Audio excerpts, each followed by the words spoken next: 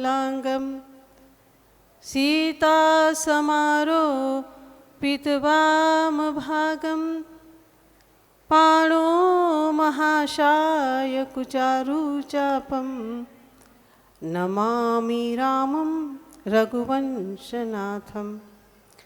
या देवी सर्वभूतेषु ज्योतिरूपेण संस्थिता नमः तस्यै नमः तस्यै नमः तस्यै नमो नमः नमः तस्यै नमो नमः।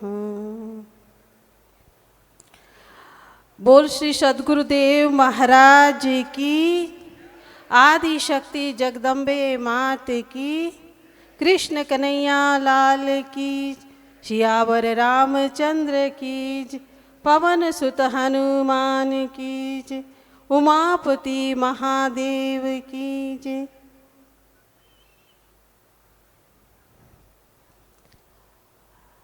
आप सर्वोने मारा सादर जय श्री कृष्ण।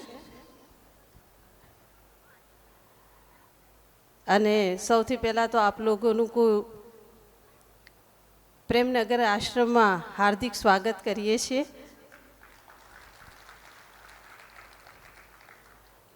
कि ગંગાના કિનારે હરિદ્વારમાં પ્રેમનગર આશ્રમમાં आप लोगों भगवत गीत श्रीमद भागवतनी गंगा वहावी રહ્યા છો અને અહીંયા બેસવાથી બે લાભ થાય છે। એક તો ગંગાજીમાં નાઈ લેવાનું એટલે તન પવિત્ર થઈ જાય, પછી અહીંયા બેસીને સાંભળીએ તો મન પવિત્ર થઈ જાય। અને સંત रैदास जी कहे छे कि मन चंगा तो कठोती में गंगा। तो मन पवित्र थई जाए अने मन ने पवित्र करवानुं छे।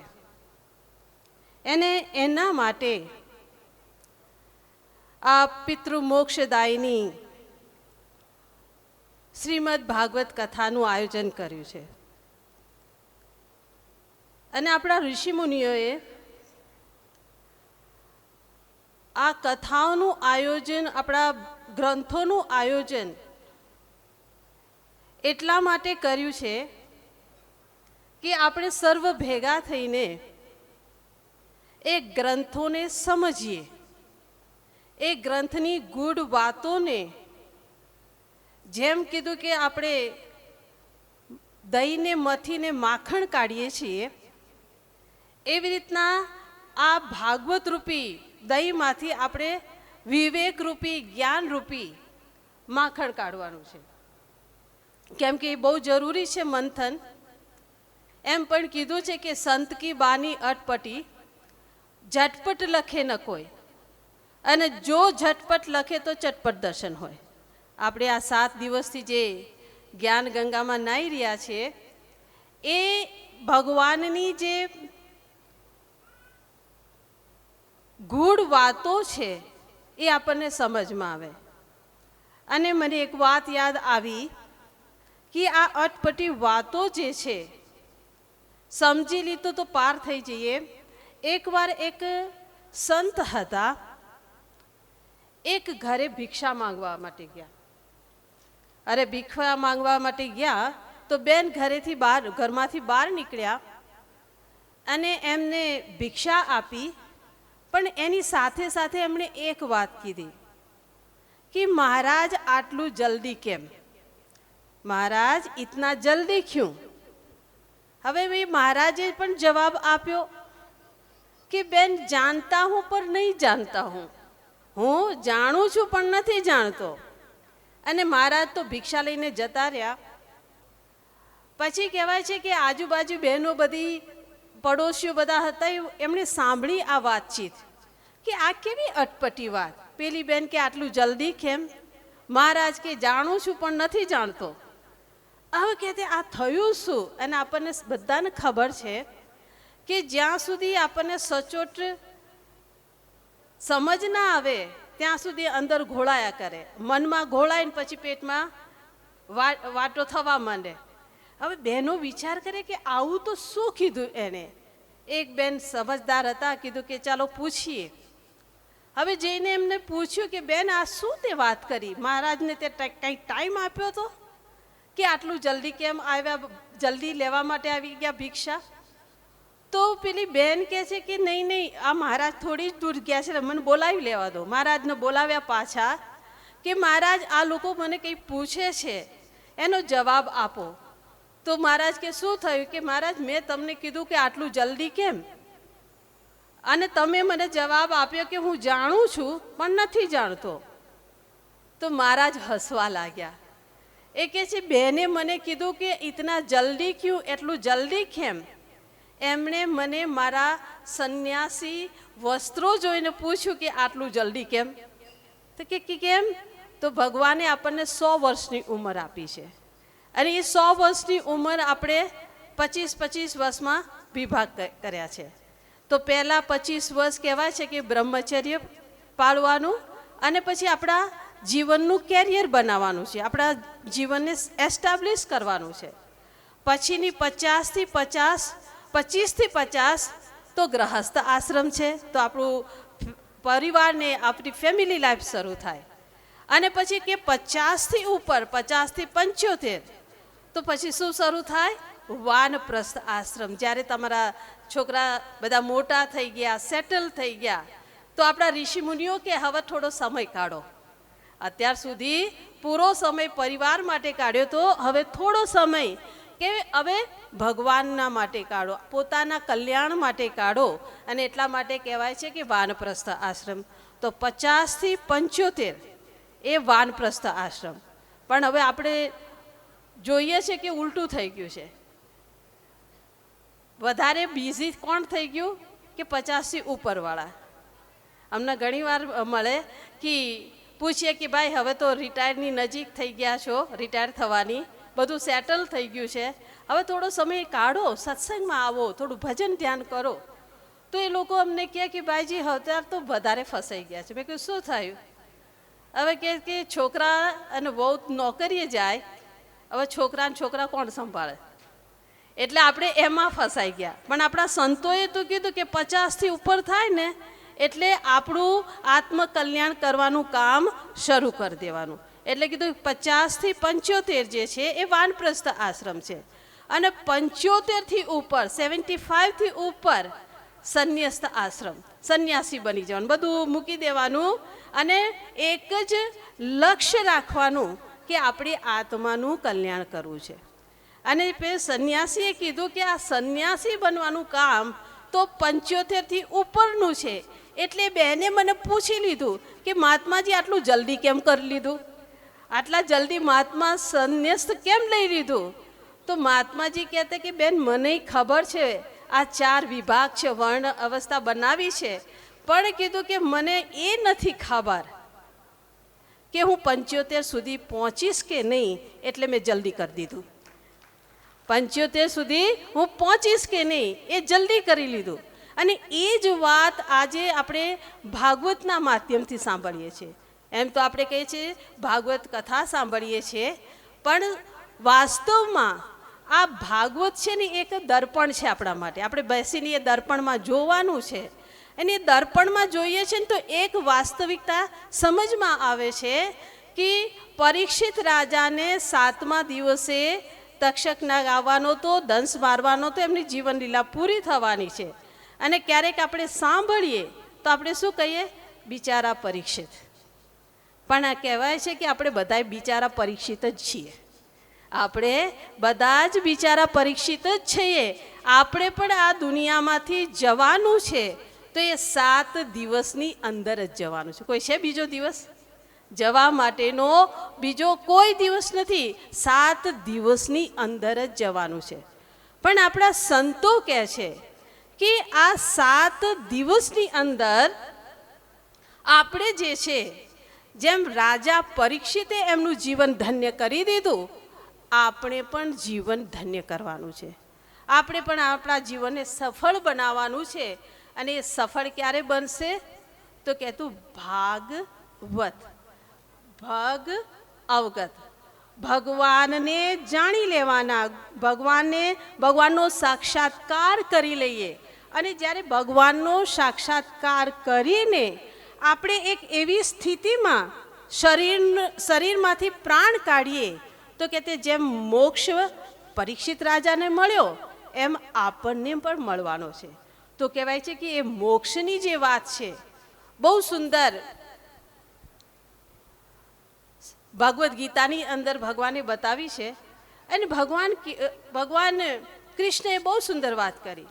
ભગવાન કૃષ્ણ કહે છે કે હે અર્જુન, પ્રયાણ કાલેન મનસા અચલેન ભક્તયા યુક્તો યોગ બલેન છે.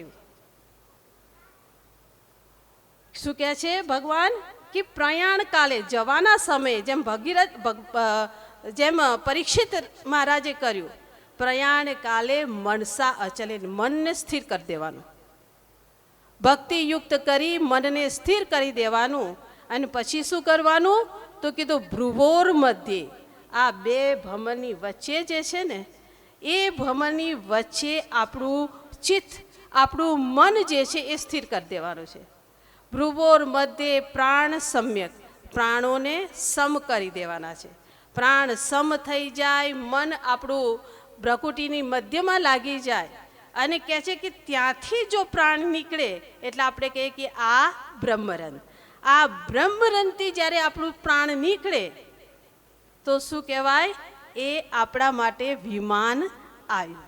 જેમ પરીક્ષિત રાજા માટે આવ્યું એમ કીધું કે આપણા માટે પણ એ વિમાન આવી શકે. એ વાત દર્શાવવા માટે, એ વાત સમજવા માટે આપણે સૌ ભાગવતની કથા સાંભળીએ છીએ. તો કીધું કે એ એક જે આજે માખણ જે છે ને એ લઈને જવાનું છે કે આ પરીક્ષિતે ભગવાનને અવગત કર્યા, ભગવાનને જાણ્યા. ક્યાં જાણ્યા તો કીધું કે એ ભગવાનને જાણ્યા એની બે ભ્રમરની વચ્ચે.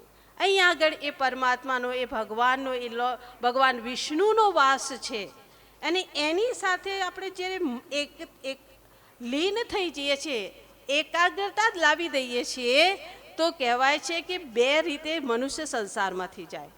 આયા હૈ સો જાયેગા રાજા રંક ફકીર, એક સિંહાસન ચડ ચલા દૂજા બાંધા જાય જંજીર.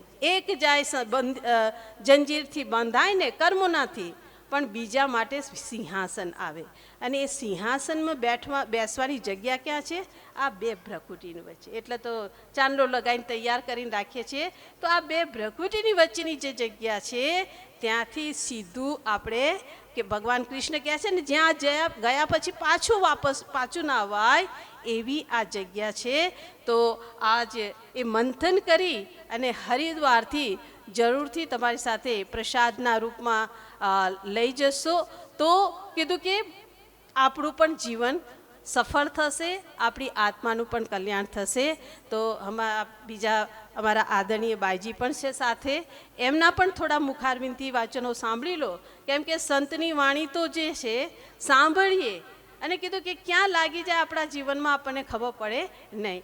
બોલ શ્રી સદગુરુદેવ મહારાજ કી જય.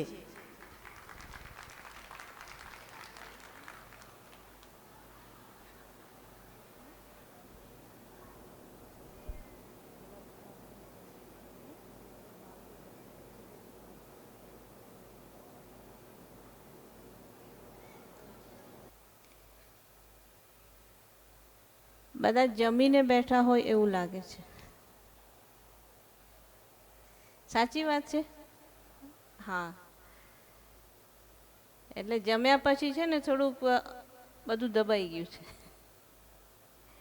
એકવાર જરા કોશિશ કરો અવાજ કાઢવાની. વૃંદાવન વિહારી લાલ કી, સત્ય સનાતન ધર્મ કી.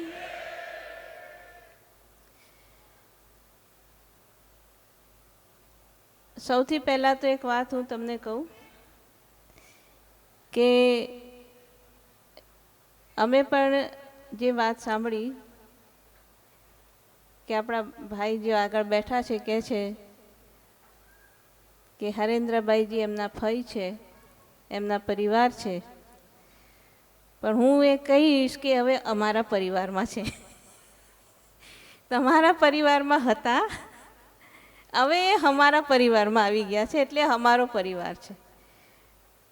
પણ તમારો હોય કે અમારો હોય, પરિવાર તો એક જ છે, કેમ કે આપણે કઈ અલગ અલગ નથી. તો જે વાત આપણે હમણાં સાંભળી ભાગવતની, ભાગવત કથા જ્યારે પણ આપણે સાંભળીએ બહુ સારી રીતે આપણને સાંભળવાની, ભગવાન કૃષ્ણની લીલા, ભક્તોની જીવની સાંભળવાની બહુ મજા આવે. પણ આખી ભાગવત કથાનો સાર શું છે? આખો જે સાર છે ને સૌથી આખરમાં છે. તમે જ્યારે સૌથી આખરનો અધ્યાય ને આખરનું પેજ વાંચો તો એમાં એમ લખ્યું છે કે જ્યારે 7 દિવસ પૂરા થયા, રાજા પરીક્ષિતને ખબર છે કે હવે મારે જવાનો સમય આવી ગયો છે. રાજા પરીક્ષિત ગંગા કિનારે આસન લગાવીને બેઠા, અને એમાં લખ્યું છે કે પછી એમણે પોતાના પ્રાણોને સંકેલી સુરતીને ઉપર ચઢાવી બ્રહ્મરંધ્રમાંથી પોતાના પ્રાણ બહાર કાઢ્યા. અને જ્યારે એમના પ્રાણ બ્રહ્મરંધ્રમાં પહોંચ્યા એ વખતે તક્ષક નાગ આવ્યો, પણ એણે પોતાનું કામ કર્યું, પણ રાજા પરીક્ષિતને કાંઈ ખબર નથી. તો આખી ભાગવતનો સાર શું છે? જો તમારે કોઈને પૂછવું હોય તો શું પૂછવું જોઈએ? કે અમને એ શીખવાડો કે કેવી રીતે આ સુરતા ઉપર જાય. રાજા પરીક્ષિતે શું શીખ્યું? સુખદેવ મુનિએ એમને એ શીખવાડ્યું કે ભાઈ સુરતા ઉપર કેવી રીતે લઈ જવાની. અને સુરતા જ્યારે ઉપર જાય તો આપણે ત્યાં બહુ મહત્વ છે તીર્થોમાં સ્નાન કરવાનું. હરિદ્વાર આવીએ એટલે ખબર હોય ને, અમને ખબર છે, પહેલે અમે આવતા ને તો કે ભાઈ અમારા નામની એક ડૂબકી લગાવી દેજો. હંમેશા આપણને એમ હોય કે ગંગાજીમાં ડૂબકી લગાવજો અમારા નામની.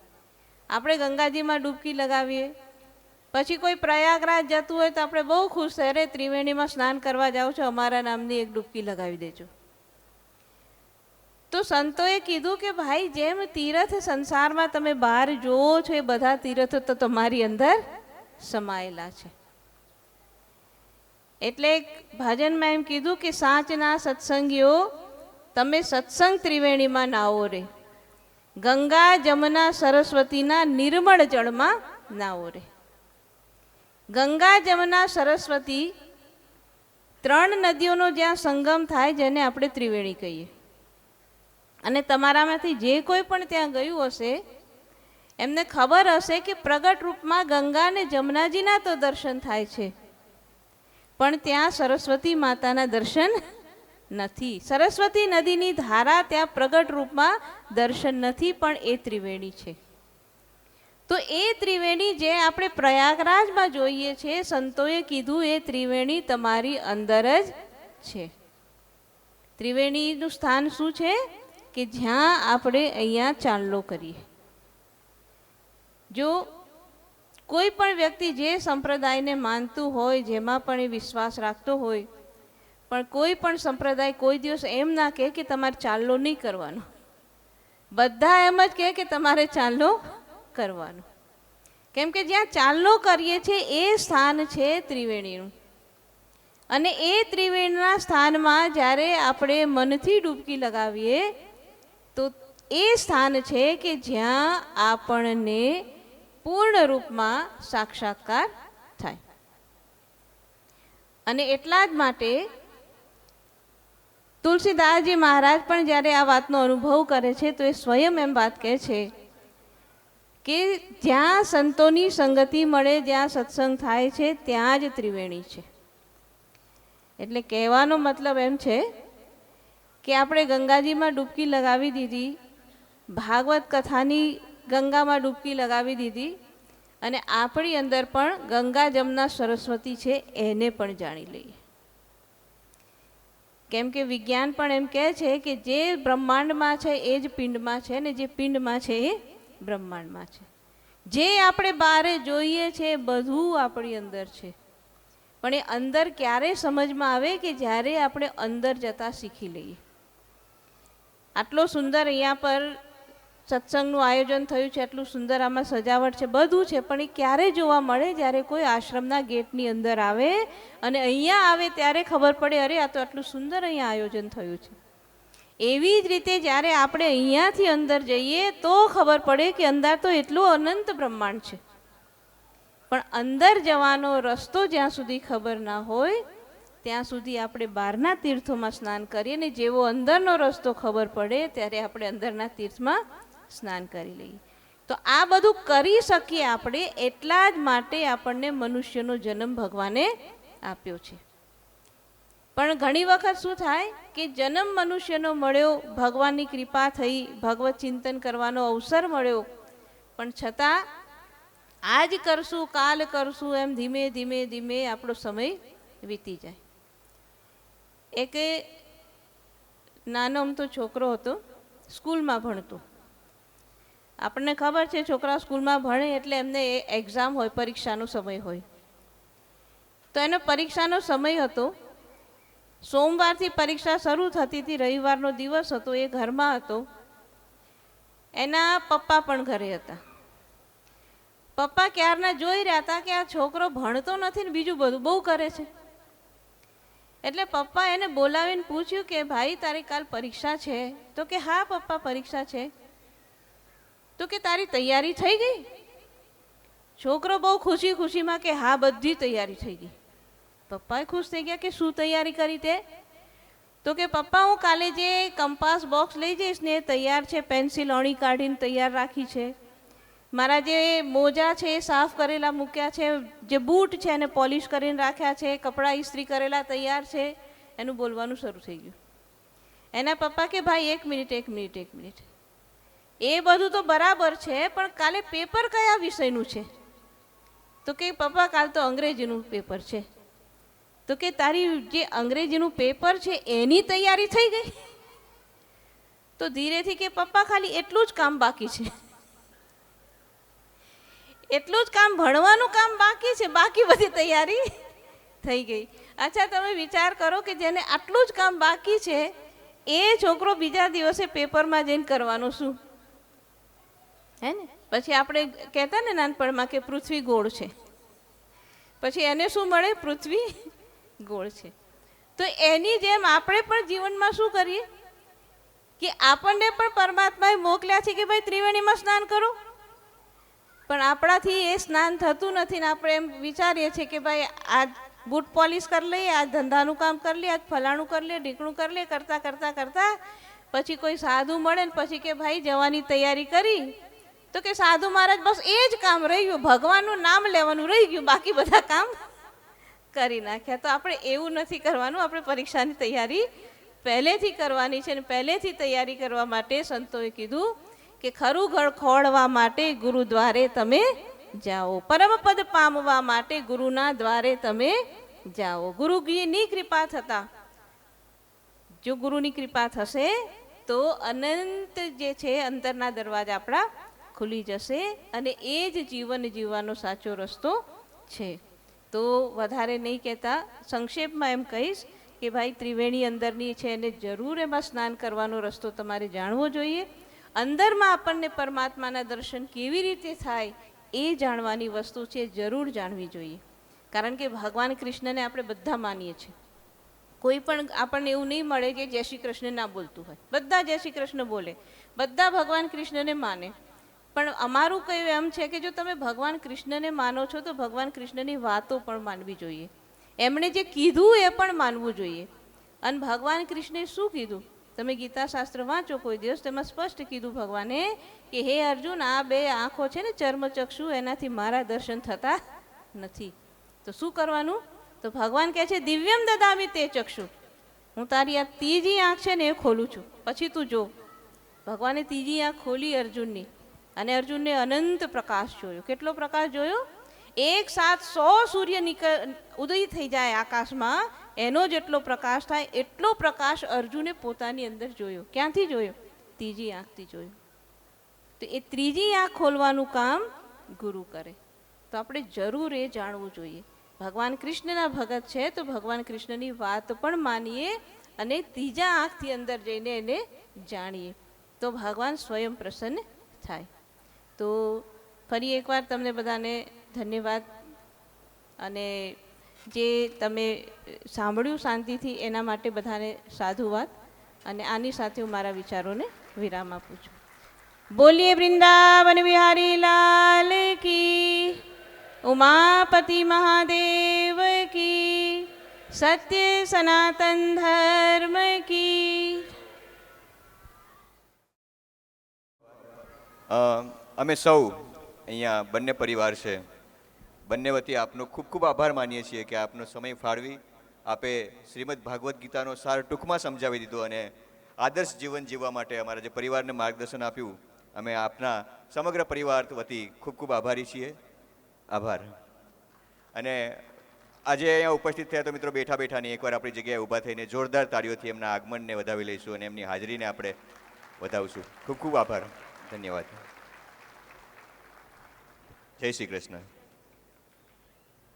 મિત્રો, ભંડેરી પરિવાર દ્વારા આયોજિત પિતૃમોક્ષદાત્રી શ્રીમદ ભાગવત ભાગીરથી ગાથાનું આપણે 3 દિવસથી રસપાન કરીએ છીએ, શ્રવણ કરીએ છીએ અને આનંદ લઈએ છીએ. તેવી જ રીતે સાથે સાથે આપણા પ્રેમનગર આશ્રમમાં ભાવેશભાઈ રૂપારેલિયા અને મયુરભાઈ માલવિયા દ્વારા પણ શિવ મહાપુરાણનો એક જ્ઞાન યજ્ઞ બાજુમાં ચાલી રહ્યો છે.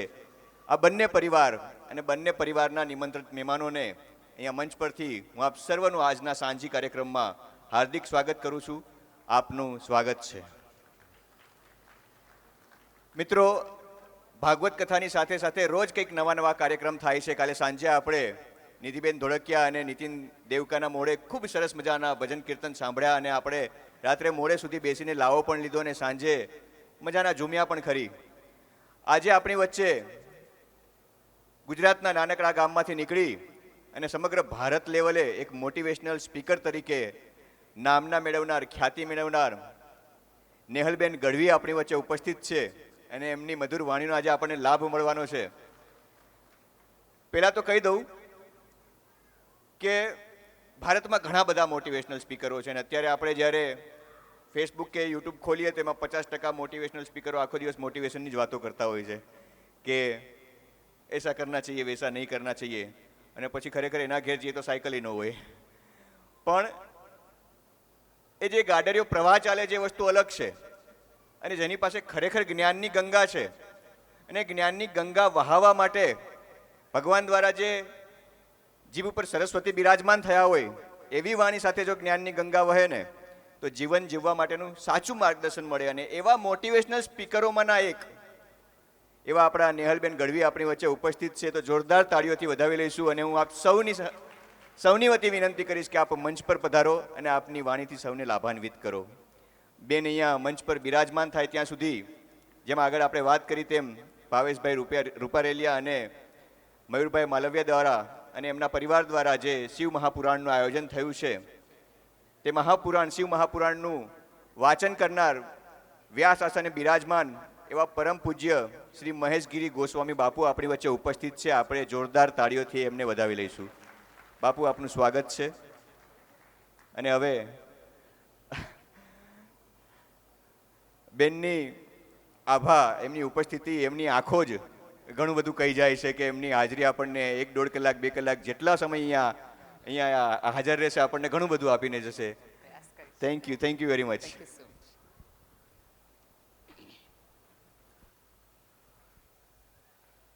આપ સૌને મારા પ્રણામ. આમ તો આપણે સૌ 4 ધામની જે દ્વાર છે, આપણે એવું કહેતા કે મળતા પહેલાં આપણે એકાદ 4 ધામની યાત્રા થઈ જાય તો બહુ નાયા. એ 4 ધામનું જે દ્વાર છે, જેને હરિનું દ્વાર કહેવામાં આવ્યું છે, આમ તો 4 ધામનું દ્વાર નથી. ઈશ્વરના તરફ તમારે જવું હોય તો આ રસ્તે જવું ને આ દ્વારથી જવું, એવી એક વાત સાથે આ હરિદ્વાર. અને એના આંગણે તમે શું સાંભળી રહ્યા છો? એ ઈશ્વરની કથા. આમ તમે જુઓ તો આ આખી કથામાં ઈશ્વરના જે તમામ અવતારો છે એ અવતારોની અલગ અલગ વાત છે. પણ તમે આમ જુઓ ને તો દરેકે દરેક માણસમાંથી જીવનના સંઘર્ષમાંથી પાર થઈને માણસમાંથી પરમાત્મા બનવાની કથાઓ છે. સીધી કોઈ ભગવાનની કથાઓ આ નથી. રામ આવ્યા, માણસની જેમ એણે જન્મ લીધો, તમામ સંઘર્ષો આવ્યા, એમને કાંટો વાગ્યો તો એમને લોહી નીકળ્યું, પત્ની ગઈ તો એમને રડવું આવ્યું, ઘર છોડી દીધું તો એમને તકલીફો થઈ. આમ જુઓ તો આપણા ઈશ્વરે આપણને સમજાવ્યું છે આ આખી કથાઓ દ્વારા કે તમે માણસ તરીકે જન્મશો તો તમારી અંદર આટલી બધી તકલીફો, પીડા, મૂંઝવણ બધું જ આવશે, પણ જો તમે તમારા માર્ગમાં, તમારા ચિત્તમાં એકાગ્ર થશો તો તમારામાં પણ પરમાત્મા બનવાની શક્યતા છે. એટલા માટે શંકરાચાર્ય કીધું અહમ બ્રહ્માસ્મિ. આખી વાત આટલી નાની અને સાદી છે. પણ આ કથા તમે કોની સાક્ષીએ સાંભળો છો? ગંગાની સાક્ષી, કે જેને સ્વર્ગમાંથી ઉતારવામાં આવી છે, મારા ને તમારા. પણ આમ તમે જુઓ ને તો બે ગંગાઓ વહે છે. મારા પહેલાના પૂર્વ વક્તાએ કીધું કે અહીંયા સૌ ગંગામાં ડૂબકી મારે. માત્ર ગંગામાં ડૂબકી મારવાથી તમને લાગે છે કે આખી કથા પૂર્ણ થઈ જશે? વિવેક સાથે કહું છું, કદાચ નહીં. એ ગંગામાં ડૂબકી મારો, એકચ્યુઅલી તમને તમારા પાપ દેખાય અને તમે ડૂબકી મારો અને તમારી આંખમાંથી પશ્ચાતાપના આંસુ નીકળે ને, તો એ ગંગામાં તમારા પાપ ધોયા ગણાય. પણ આપણે તો ગંગામાં ડૂબકી મારતી વખતે વિચારીએ જ નહીં કે મેં કયા કયા પાપનું હું નાવ છું. હવે ધારો કે તમે ગઈકાલ સવારે, આજે તમે વાત સાંભળી અને કાલ સવારે જઈને નક્કી કરો કે 4-5 પાપ યાદ કરીએ અને પછી નાવા જઈએ તો કદાચ એ તો માફ થઈ જાય. એટલે પહેલા પાપમાં એમ થાય, તેથી કઈ મારો વાંક નહોતો, એણે તે દિવસે ન બોલ્યું હોત ને તો મેં આ ન કર્યું હોત. ત્રીજા પાપમાં આપણે એમ કે ના તારે મારે જરાય વાંક નહોતો, કદાચ મારી 7:30 ચાલતી હતી ને એટલા માટે મારાથી થઈ ગયું, બાકી હું કરવું નહીં આવું. સભાન આપણે થતા જ નથી.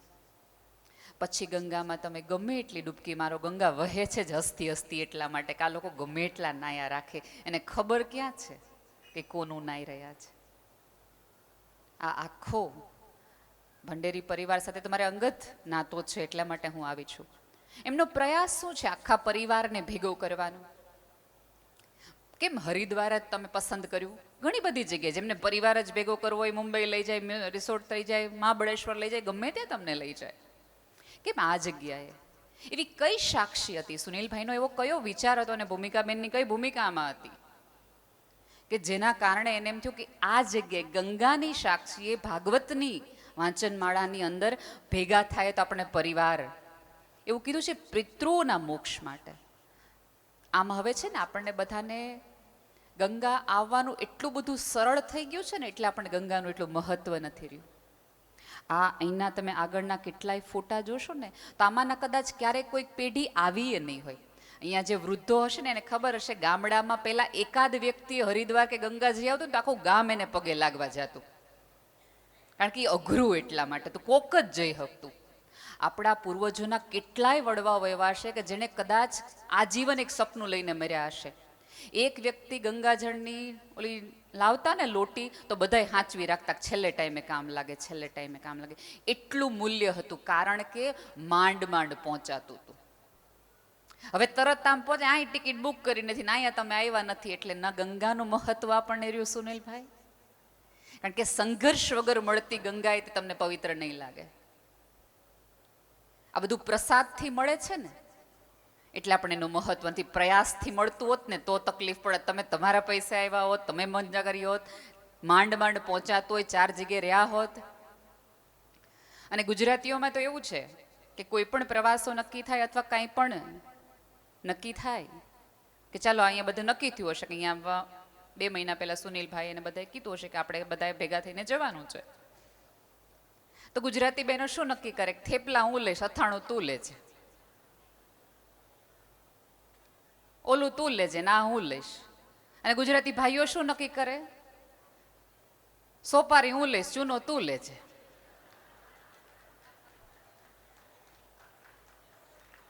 પાડો બહેનો તો તાળી પાડો, ભાઈઓ નો પડે શર્મના માર્યા, મને સમજાય. સભાનતાથી કહું છું કે ગંગાને પર્યટકોની નહીં, શ્રદ્ધાળુઓની જરૂર છે. આને પર્યટનનું સ્થળ ન બનાવો. આનંદથી મરો, મજા કરો, ફરો, હરો, પણ યાદ રાખો કે તમે અહીંયા ફરવા નહીં, તમારું બધું ફરી ગયેલું છે ને એને એકત્રિત કરવા માટે અહીંયા ભેગા થયા છો.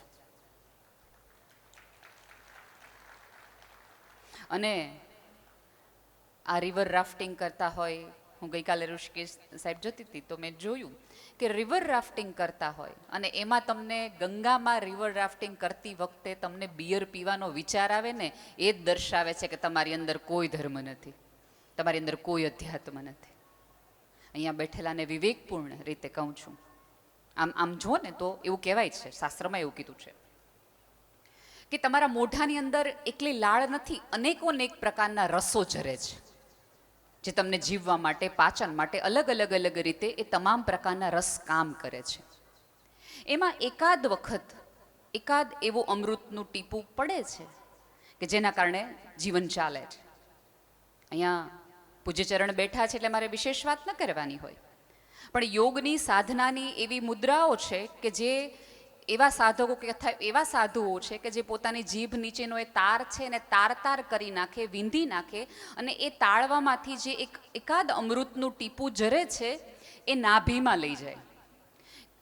અને વિભીષણે શું કામ રામને કીધું હતું કે તમે રાવણને છે એ ત્યાં નાભીમાં મારો, ત્યાં અમૃત છે. તમને એવું લાગે પાતાળમાંથી અમૃત લાવીને એણે વૈદને કીધું છે કાંઈ નાખી દો મારી ડૂટીમાં, મારી નાભીમાં નાખી દો આ અમૃત? ના, મોઢાના લાળ રસમાંથી આવતું એ અમૃત રોજે રોજ નાભીમાં ગયું એટલે અમૃત ભેગું થયું. પણ હવે આપણે શું કરીએ છીએ? પાનના માવામાં થૂકી નાખીએ છીએ.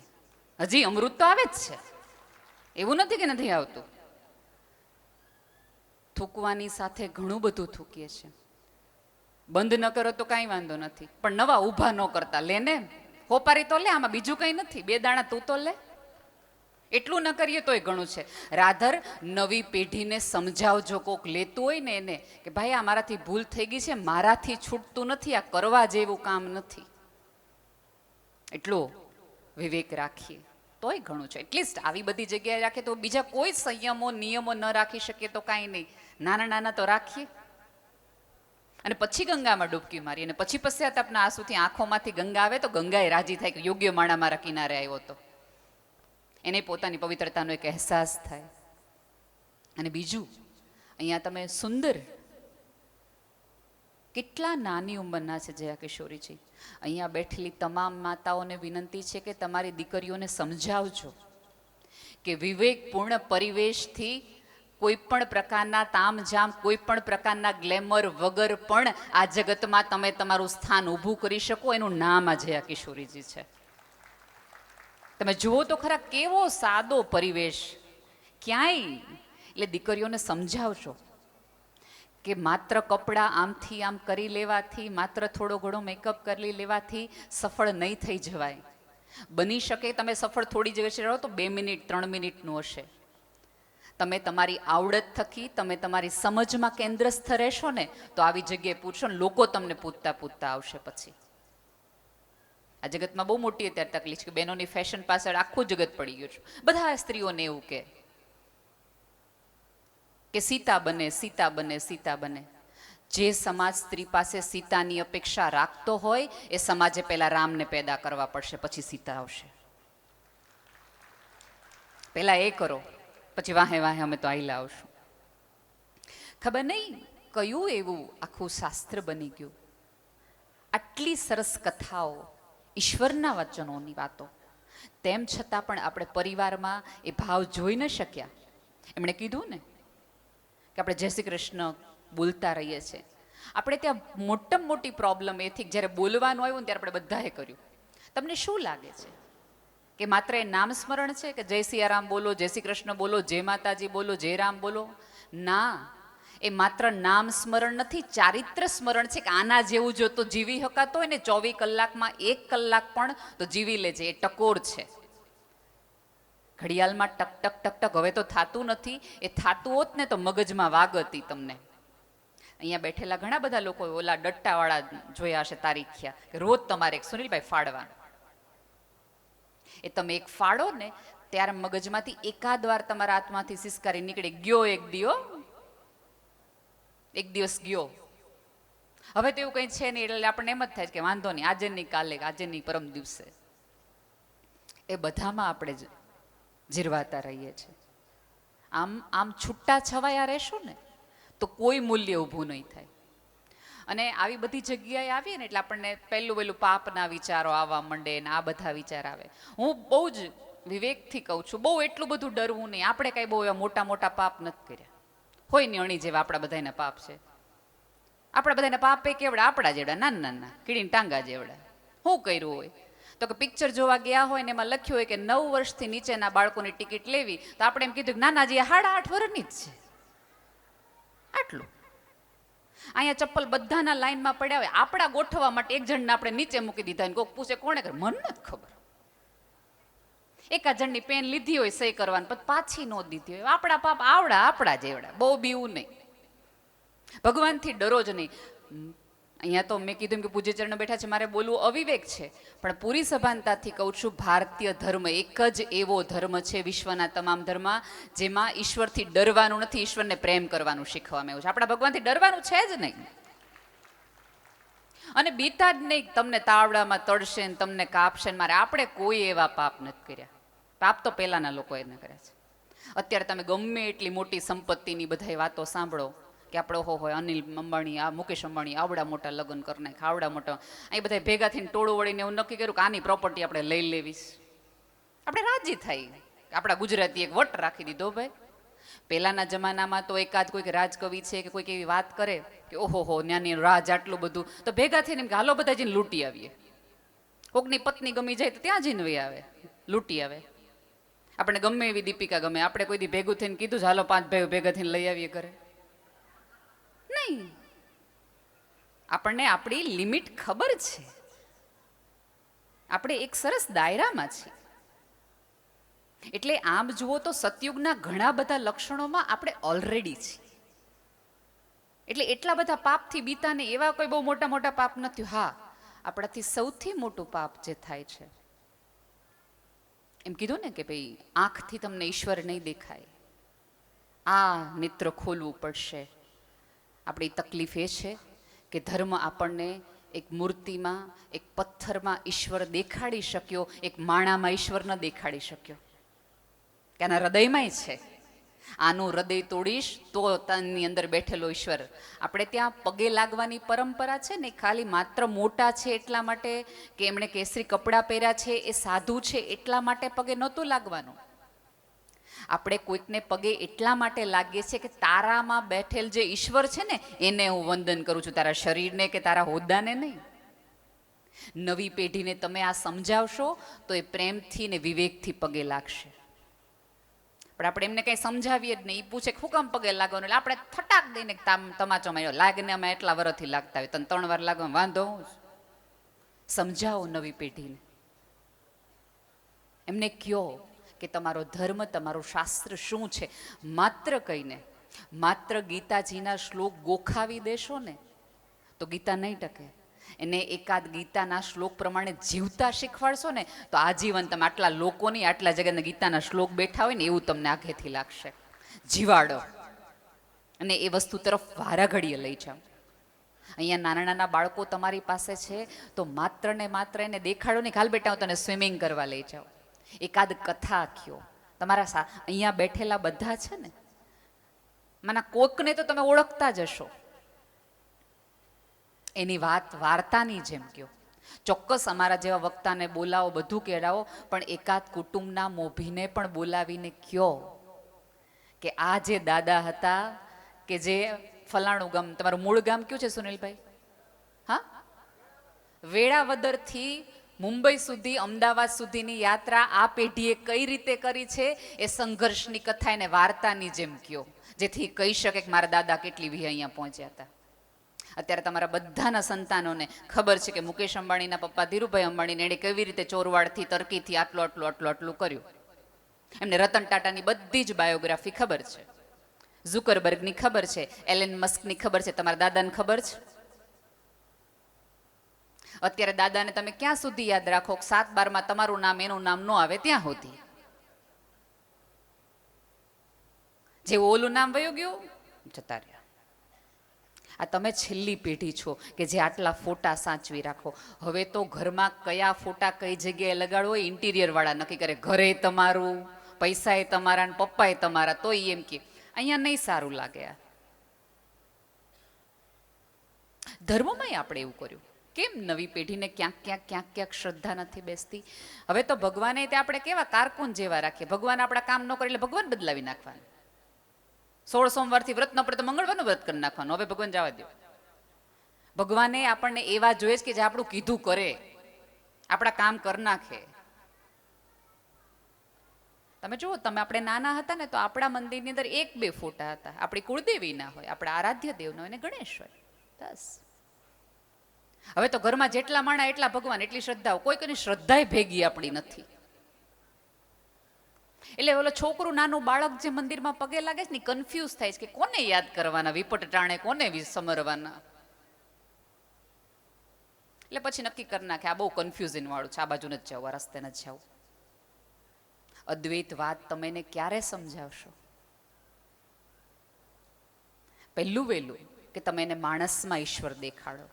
તમે આખા ગંગાના પ્રવાહમાં છો ને, તો ગંગાના પ્રવાહમાંથી મોટા ગંગોત્રીથી એકાદ મોટું પથ્થરનો ટુકડો, પર્વતમાંથી એકાદ પથ્થરનો ટુકડો પડે, ગંગાના ગંગોત્રીના વહેણમાંથી થતું અહીં સુધી આવી જાય. ગંગાના વહેણ એના તમામ ખૂણાઓ છે એ કાપતું જાય, ઘટાતું જાય, ઘસાતું જાય, અને એમાંથી ગોળ પર્વત બને. અને જે નાકામું વસ્તુ હતું એને શાલિગ્રામ થઈને પૂજાય. કારણ કે ઘસાણું ને એટલે ઉજવાણું. ઘસાઈને ઉજળા થાવ, કટાઈ જાવ ને એના કરતા થોડા ઘાઈ જાવ, એટલું તો કરી જાવ.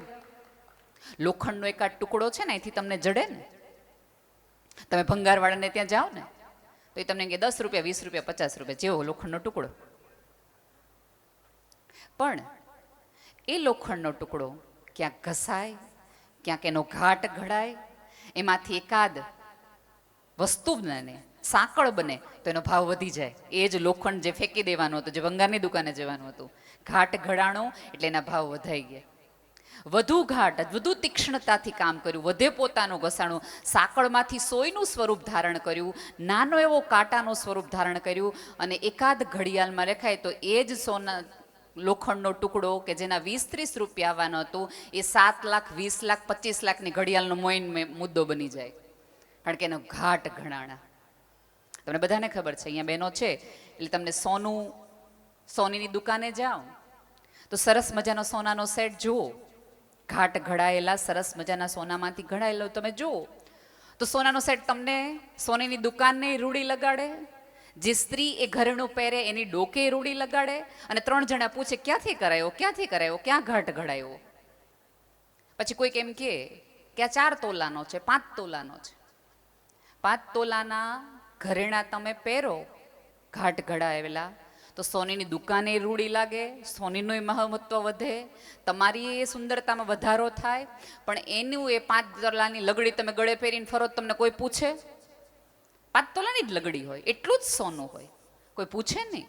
હા મોય ન જોઈને રાધે કહો કે આ શું હવે આંટા મારતી હશે પહેરીને. કારણ કે એમાં ઘડાણો નથી. જેટલા ઘડાશો ને એટલા તમે તૈયાર થશો. અત્યારે આપણા બધાની તકલીફ એ છે કે આપણા બધાના ખૂણા ચોક્કસ જીવન નામની ગંગા તમને ઘાટ ઘડવા માટે પ્રયાસ કરે છે, પણ આપણે કરવા દેતા નથી એને. અહીંયા તમામ નાના મોટા લોકો છે, એકબીજાને શેના હિસાબે તકલીફ પડે છે? બોલવાના કારણે. તમે બોલીને બગાડો છો કોઈને કોઈક સ્વરૂપે. કેમ આપણી જીભમાં એટલી મીઠાશ નથી આવતી? આપણા લહેજામાં એટલી વાત કેમ નથી આવતી? કાળજા બહાર નીકળી જાય, કોતરાઈ જાય એવું તમે જો બોલી શકતા હો તો કોકને સ્પર્શી જાય એવું પણ તમે બોલી શકો. શાસ્ત્રમાં એવું વૈજ્ઞાનિક રીતે પ્રૂવ થઈ ગયું છે કે તમને હાથ ઉપર ઘાવ લાગે, બહાર કોઈ પણ પ્રકારના ઘાવ લાગે, એને રૂઝાતા બહુ વાર લાગે. પણ તમારી જીભ ઉપર ઘાવ પડે, તમે આજ સવારે ગરમ ચા પીવો, તમને બટકું ભરાઈ જાય તો તમારી લાળ છે ને એ જીભના ઘાવને રૂઝાપી દે તરત. એટલે તમે જો તમે કોઈ વાલ કરે તો તરત તમારી તરત સુધિંગ ફિલિંગ આવવા માંડે તમને, સરસ મજાનું. એનો અર્થ એ છે કે જીભ ઉપર પડેલા ઘાવ તરત રૂઝાઈ જાય, કારણ કે લાળ નામની ભીનાશ એના રૂજ લાવી દે. જીભ ઉપર પડેલા ઘાવ રૂઝાતા વાર ન લાગે, પણ જીભથી પડેલા ઘાવને રૂઝાતા પેઢીઓની પેઢીઓ વહી જાય, એ ભૂલાય નહીં. બહુ અઘરું પડે. તમે જો ક્યારેક કોઈક લગ્નની અંદર એક મામાજી આડાવડા થયા હોય, એટલે 3 જણા પછી એના ઘરે જવાનું બંધ કરી દે. તે દી મને કેમ કરીને બોલાવ્યો હતો, મને બોલાવ્યો નહીં. કાંઈક કરો તો કાંઈક કોક બોલાવે ને. એક વખત એક છોકરાના સગાઈ થતી જ નહોતી, હવે તો ઘણા જ નથી થતી. છોકરો થોડો કાલો, અને પિતાએ કઈ બહુ એવા સંબંધો રાખ્યા નહીં, કોઈ યાર એવા કોઈ સારો વ્યવહાર નહીં કે કોઈક આવે તો પૂછીને આવે, એવું કશું કર્યું નહોતું. એટલે છોકરા એક વખત ખીજાઈને પપ્પાને કીધું, તમારું કંઈ કરતા નથી, તમારું કંઈ કરતા નથી. એટલે છોકરાને પપ્પાએ કીધું, તું કાલો છો ને એટલે તારું ક્યાંય થતું નથી. ત્યારે છોકરાએ ચપ્પલનો ઘા કરીને બાયણાની બહાર ઘા કરીને કીધું કે હું કાલો છું એટલા નહીં, પણ તારો છું ને એટલે મારું ક્યાંય થતું નથી. બધા એમ કે આના ઘરે દીકરી દેવાય, કે જેના ઘરે કાંઈ ગાય તે બિચારી ભૂખી જતી હોય. સાદી વાત છે સાહેબ. આંગણામાં જે નાખશો ને એ પ્રમાણેનો પ્રવાહ આવશે. કચરો નાખશો તો કાગડાઓ આવશે, ઘાસ નાખશો તો ગાય આવશે. જેવો તમારો આવકાર એ પ્રમાણના લોકો તમારી આજુબાજુ આવે. તમે જેવા લોકોને રાખો તમારી આજુબાજુ, એ પ્રમાણેની સુગંધ તમારી આજુબાજુ આવે. અને આમ આખી વાત કેવી છે ખબર છે? પહેલું તમે જાઓ તો ઓસરી, ઘરની વાત જો બહાર સરી તો જવા દો ઓસરીમાંથી, પછી પાછી તમે નહીં લાવી શકો. વચ્ચે આવે થાંભલો, થા ભલો. ઘરના દરેક વ્યક્તિને થાંભલો કે છે, થા ભલો. અને ઉપર આવે નળિયા, કે જે થાંભલા થઈને ઊભા રહ્યા હોય ને એને એક વસ્તુ કહેવાની, નળિયા નર્યા આય નથી રહ્યા ને તુંય નહીં રહી. આની નીચે જેટલા આવ્યા છે ને બધા જ વયા ગયા છે, તુંય નહીં જરે. બહુ સાદી સાદી સાદી રીતે આપણા ધર્મોએ, આપણી વાતોએ આપણને કીધું, પણ આપણને તકલીફ એ થઈ કે આપણને કોઈ મૂલ્ય ન સમજાયું, મહત્વ ન સમજાયું, એના પાછળનું કારણ કયું છે એ કોઈએ ન સમજાયું. અત્યારે બધા જ એક જુદી દુનિયામાં વસે છે, જેને આપણે સોશિયલ મીડિયા કહીએ છીએ. અત્યારે એવું છે કે ઓરિજિનલ જીવનમાં તમે હારા ન હો તો હાલે, પણ સોશિયલ મીડિયામાં બધાએ તમારે સારું લે. અત્યારે ધારો કે મને તમે મળો ને હું તમને ન બોલાવું તો તમને વાંધો ન આવે, વાંધો નહીં, ન બોલાવ્યા હતા. પણ સોશિયલ મીડિયામાં તમે ફોટો મૂકો ને હું તમને અંગૂઠો ને દિલ ન દેખાણું તો આપણા વ્યવહાર બગડી જાય. ત્યાં સારું જ રહેવાનું બધાએ. એટલે સોશિયલ મીડિયા ઉપર બધાએ સારું રહેવાનું. અને ક્યારેક ક્યારેક તો આપણને વિચારે આવે, સવારે તમે ખોલો તો કેટલા બધા ગુડ મોર્નિંગના, પોઝિટિવિટીના, હકારાત્મકતાના, સારાપણાના, ધર્મના આટલા બધા મેસેજીસ આવે. આપણને ડિપ્રેશન આવી જાય, ગામ આખું સુધરી ગયું ને આખું સારું છે, આપણે જે ખરાબ છે. બધા કેટલા સારા માણસો બાર વસે જોતો. અને એને તમે ફોન કરો તો તમને ખબર પડે કેમ આટલા બધા ભેંકાર વાતાવરણમાં આપણે છીએ. હમણાં જ પૂજ્ય મોરારી બાપુ એક બહુ સરસ વાત કરી હતી કે આ જગતમાં અત્યારે તમને રોકવાવાળા બહુ છે. તમે સ્પીડમાં જતા હો ને તો સ્પીડ બ્રેકર મૂકી દે, તમારી વાતો કરે, વિવાદ તમારી કરે.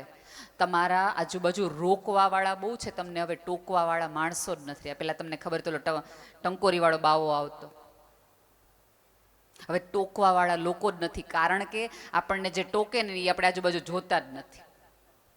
આપણને ગુરુ એટલે જ નથી ગમતા, કારણ કે એ આપણે રોકે ટોકે, એટલે આપણે ગુરુ બદલાવી નાખીએ કે આ બહુ ના પાડે બધી. આ નહીં. ઈશ્વર આપણે કેવો જોઈએ? આપણી ફ્રેમમાં આપણું કીધું કરે. ગુરુ કેવો જોઈએ આપણને? તો આપણને બધી સરળતા રહીએ ને એવું, બહુ ખાસ કે નહીં એવો. પત્ની કેવી જોઈએ? તો કઈ પૂછે નહીં એવી. આવું જ તમે કર્યા કરશો ને તો માની લેજો કે તમે એવું માનતા હોય કે માણસ બનેલી વ્યક્તિ ક્યારેય ઈશ્વર તરફ જઈ શકશે, અધ્યાત્મ તરફ જઈ શકશે, ભૂલ ભરેલી વાત છે. તમારા ઘાટ ઘડવામાં આ તમામ પાત્રોનો સહારો છે, આધાર છે તમારા માતા પિતાનો. તમે ઘણા બધા અહીંયા ભાઈઓ એવા હશે કે વહેલા ઘરે એટલા માટે આવી જાય કે એના પપ્પા એને પૂછશે કે કેમ 10:30 થયા તું નથી આવ્યો.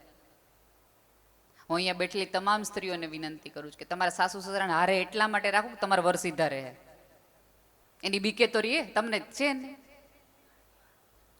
એને ખબર છે કે બા તરત પૂછશે, થોડા કે વધારાના પૈસા આવ્યા તો તરત પિતા પૂછશે, કા આ ક્યાં તે રોક્યા હતા? એ તમારા પિતા તમને ક્યાંક પ્રમાણિકતાની ટકોર મારે છે. આ કરચલીવાળા હાથ અત્યારે જે છે ને થોડા ઘણા, એને વંદન એટલા માટે કરી લેજો. જો અહીંયા તમે રોજ કથાઓ સાંભળો છો, અલગ અલગ લોકોને મળો છો, અલગ અલગ અધ્યાત્મોના, એ તમને કહેશે કે ગંગા કિનારે તમે આટલા પ્રકારના જાપ કરો તો તમને શંકર મળે. પીપળાના વૃક્ષ નીચે બેસીને તમે આટલું આટલું વાંચો, આટલી માળાઓ કરો તો તમને વિષ્ણુ મળે, તમને કૃષ્ણ મળે. અહીંયાથી તમને એવા પણ ઉલ્લેખો થશે કે લક્ષ્મીની તમારે જો સાધના ઉપાસના કરવી હોય, લક્ષ્મીને તમારે 3 પેઢી સુધી તમારા પાસે રાખવી હોય તો આટલા પ્રકારના મંત્રોનો જાપ કરજો, કમળ કાકડી ચડાવજો અને કમળ ચડાવજો તો તમને લક્ષ્મી મળશે. સરસ્વતીના ઉપાસકો હોય તો તમને અહીંયાથી એવા પણ ક્યાંક એવા વાતો કહેવામાં આવશે કે આ તમે કરશો તો તમને લક્ષ્મી સરસ્વતી મળશે. અહીંયા આ પૃથ્વી પર તમામો ઉપાયો છે કે જેનાથી તમને ઈશ્વર મળે, પણ આ શાસ્ત્રો પાસે, આ સભ્યતા પાસે આજે પણ એવા કોઈ મંત્ર જાપ નથી કે જે તમારા માતા પિતા ઉપર વયા ગયા, તમે આટલા જાપ કરો ને તો એ તમને પાછા આવીને મળશે. એવું નહીં મળે તમને કોઈ. જે દિવસે મા બાપ તમારી જગતમાંથી જાય છે ને ત્યારે તમારો તુકારો વયો જાય છે. તમને શું લાગે છે મોદી સાહેબ આટલા મોટા છે, આટલી મોટી જગ્યા છે, ભાઈ સાહેબ બાપા કરવાવાળા કેટલા વળ્યા, પણ એમને તુકારે કરનાર, હકથી કરનાર એક સ્ત્રી વહી ગઈ, એક મા એની વહી ગઈ. જ્યારે તમને કોક પોતાનાપણું સાચવા વાળું વયું જાય ને ત્યારે ખબર પડે. અહીંયા બેઠેલી પેઢીને પૂછો ને કે તમે આજે મંદિરે ગયા હતા, તમે શું માગ્યું? આ છેલ્લી પેઢી છે કે જે પોતાના માટે નથી માગતી. એ તરત એમ કહેશે કે મારા દીકરા માટે માર્યું, મારા દીકરા વહુ માટે માર્યું, મારા છોકરા માટે માગ્યું, મારો દીકરો નાનો દીકરો છે થોડી મુશ્કેલીમાં છે એટલે એની માટે મેં માગ્યું, મારી દીકરીને થોડીક ઓલી મુશ્કેલી છે. આ છેલ્લી પેઢી છે કે જેને 11 યાદ છે. આજે તે ભગવાનના હાર ચડાવવા માટે પોતે ફૂલ લાવે છે, એમેઝોનમાંથી ઓર્ડર નથી કરતા. અને ગમે એવા મોટા થઈ જાઓ, સત્તાવાન થઈ જાઓ, સભ્યતા, તમે સ્માઇલ ખરીદી શકો, પ્રાર્થનાઓ નહીં ખરીદી શકો.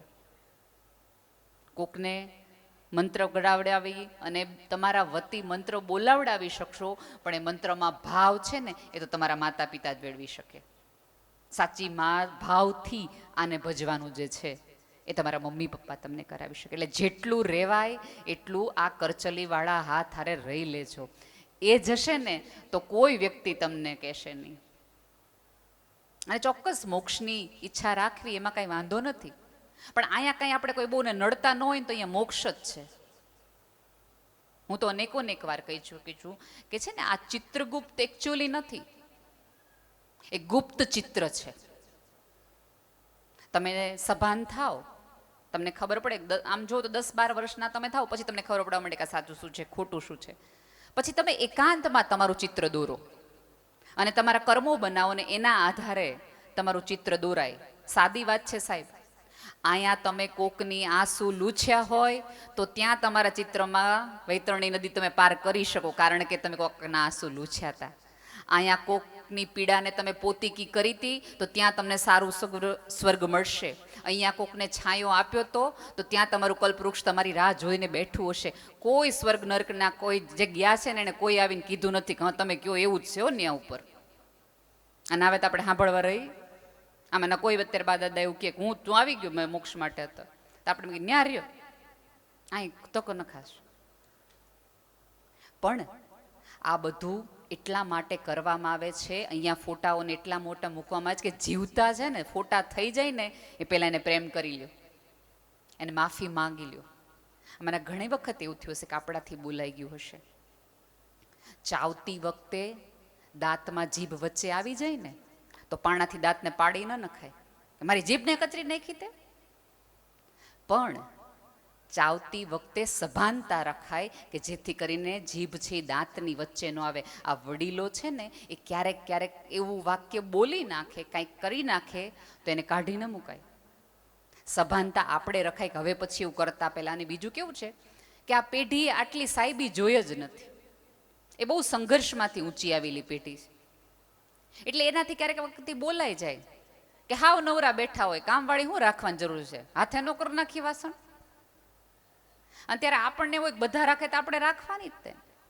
અહીંયા બેઠેલી તમામ સાસુઓને વિનંતી છે કે તમારા દીકરો જો એને પોસાતું હોય, કામવાળી રાખી શકાતી હોય, તો 3 જણાને તમારી દીકરાની વહુને માથે હાથ ફેરવીને રાજી થતો કે મારી દીકરી જો મારા દીકરો કેટલો કમાય તને રાણીને જેમ રાખે, તને નીચે પગે નથી મૂકવા દેવા, એનો આનંદ લેવાનો, એમાં વચ્ચે વચ્ચે ન આવવાનું હોય. પણ આપણે શું કરીએ, ધારો કે મહા મહેનત એને રાખી લીધી ને તો કામવાળીને ટકટક કર્યા કરે, નીચેથી હાવણીથી લઈને ધૂળ જોતી નથી, આવા વાસણ કરાય.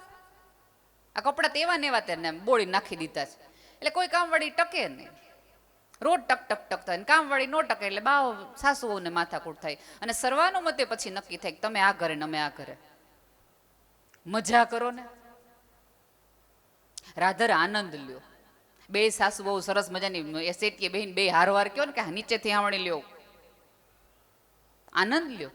જે તમને સુખ નથી મળ્યું, તમે સાહેબ એવો દીકરો સંસ્કારી પેદા કર્યો કે સ્ત્રીના સુખે આટલું બધું રાજી થાય છે. અને બીજું, અહીંયા બેઠેલા ભાઈઓને મારે વિનંતી થોડીક કરવી છે કે તમે કોઈ પણ ધંધાની વાતો હોય, સંઘર્ષની વાતો હોય, એ તમારા મિત્રોને તમે કહો, પત્નીને ન કહો. એક વાત કહું કે તમારી માં પછી તમારી તરક્કીની કે તમારી સફળતાની સૌથી વધુ પ્રાર્થના ને ચિંતા કરી હોય ને તો એ તમારી પત્ની છે. માં પાસે તો 4 સંતાનો હોય એટલે પ્રાર્થના ક્યાંક ક્યાંક વેચાઈ જતી હશે, એની માટે તમે એક જ છો. તમારી સફળતા માટે સૌથી વધુ રાજી થનાર સ્ત્રી હોય તો એ તમારી પત્ની છે.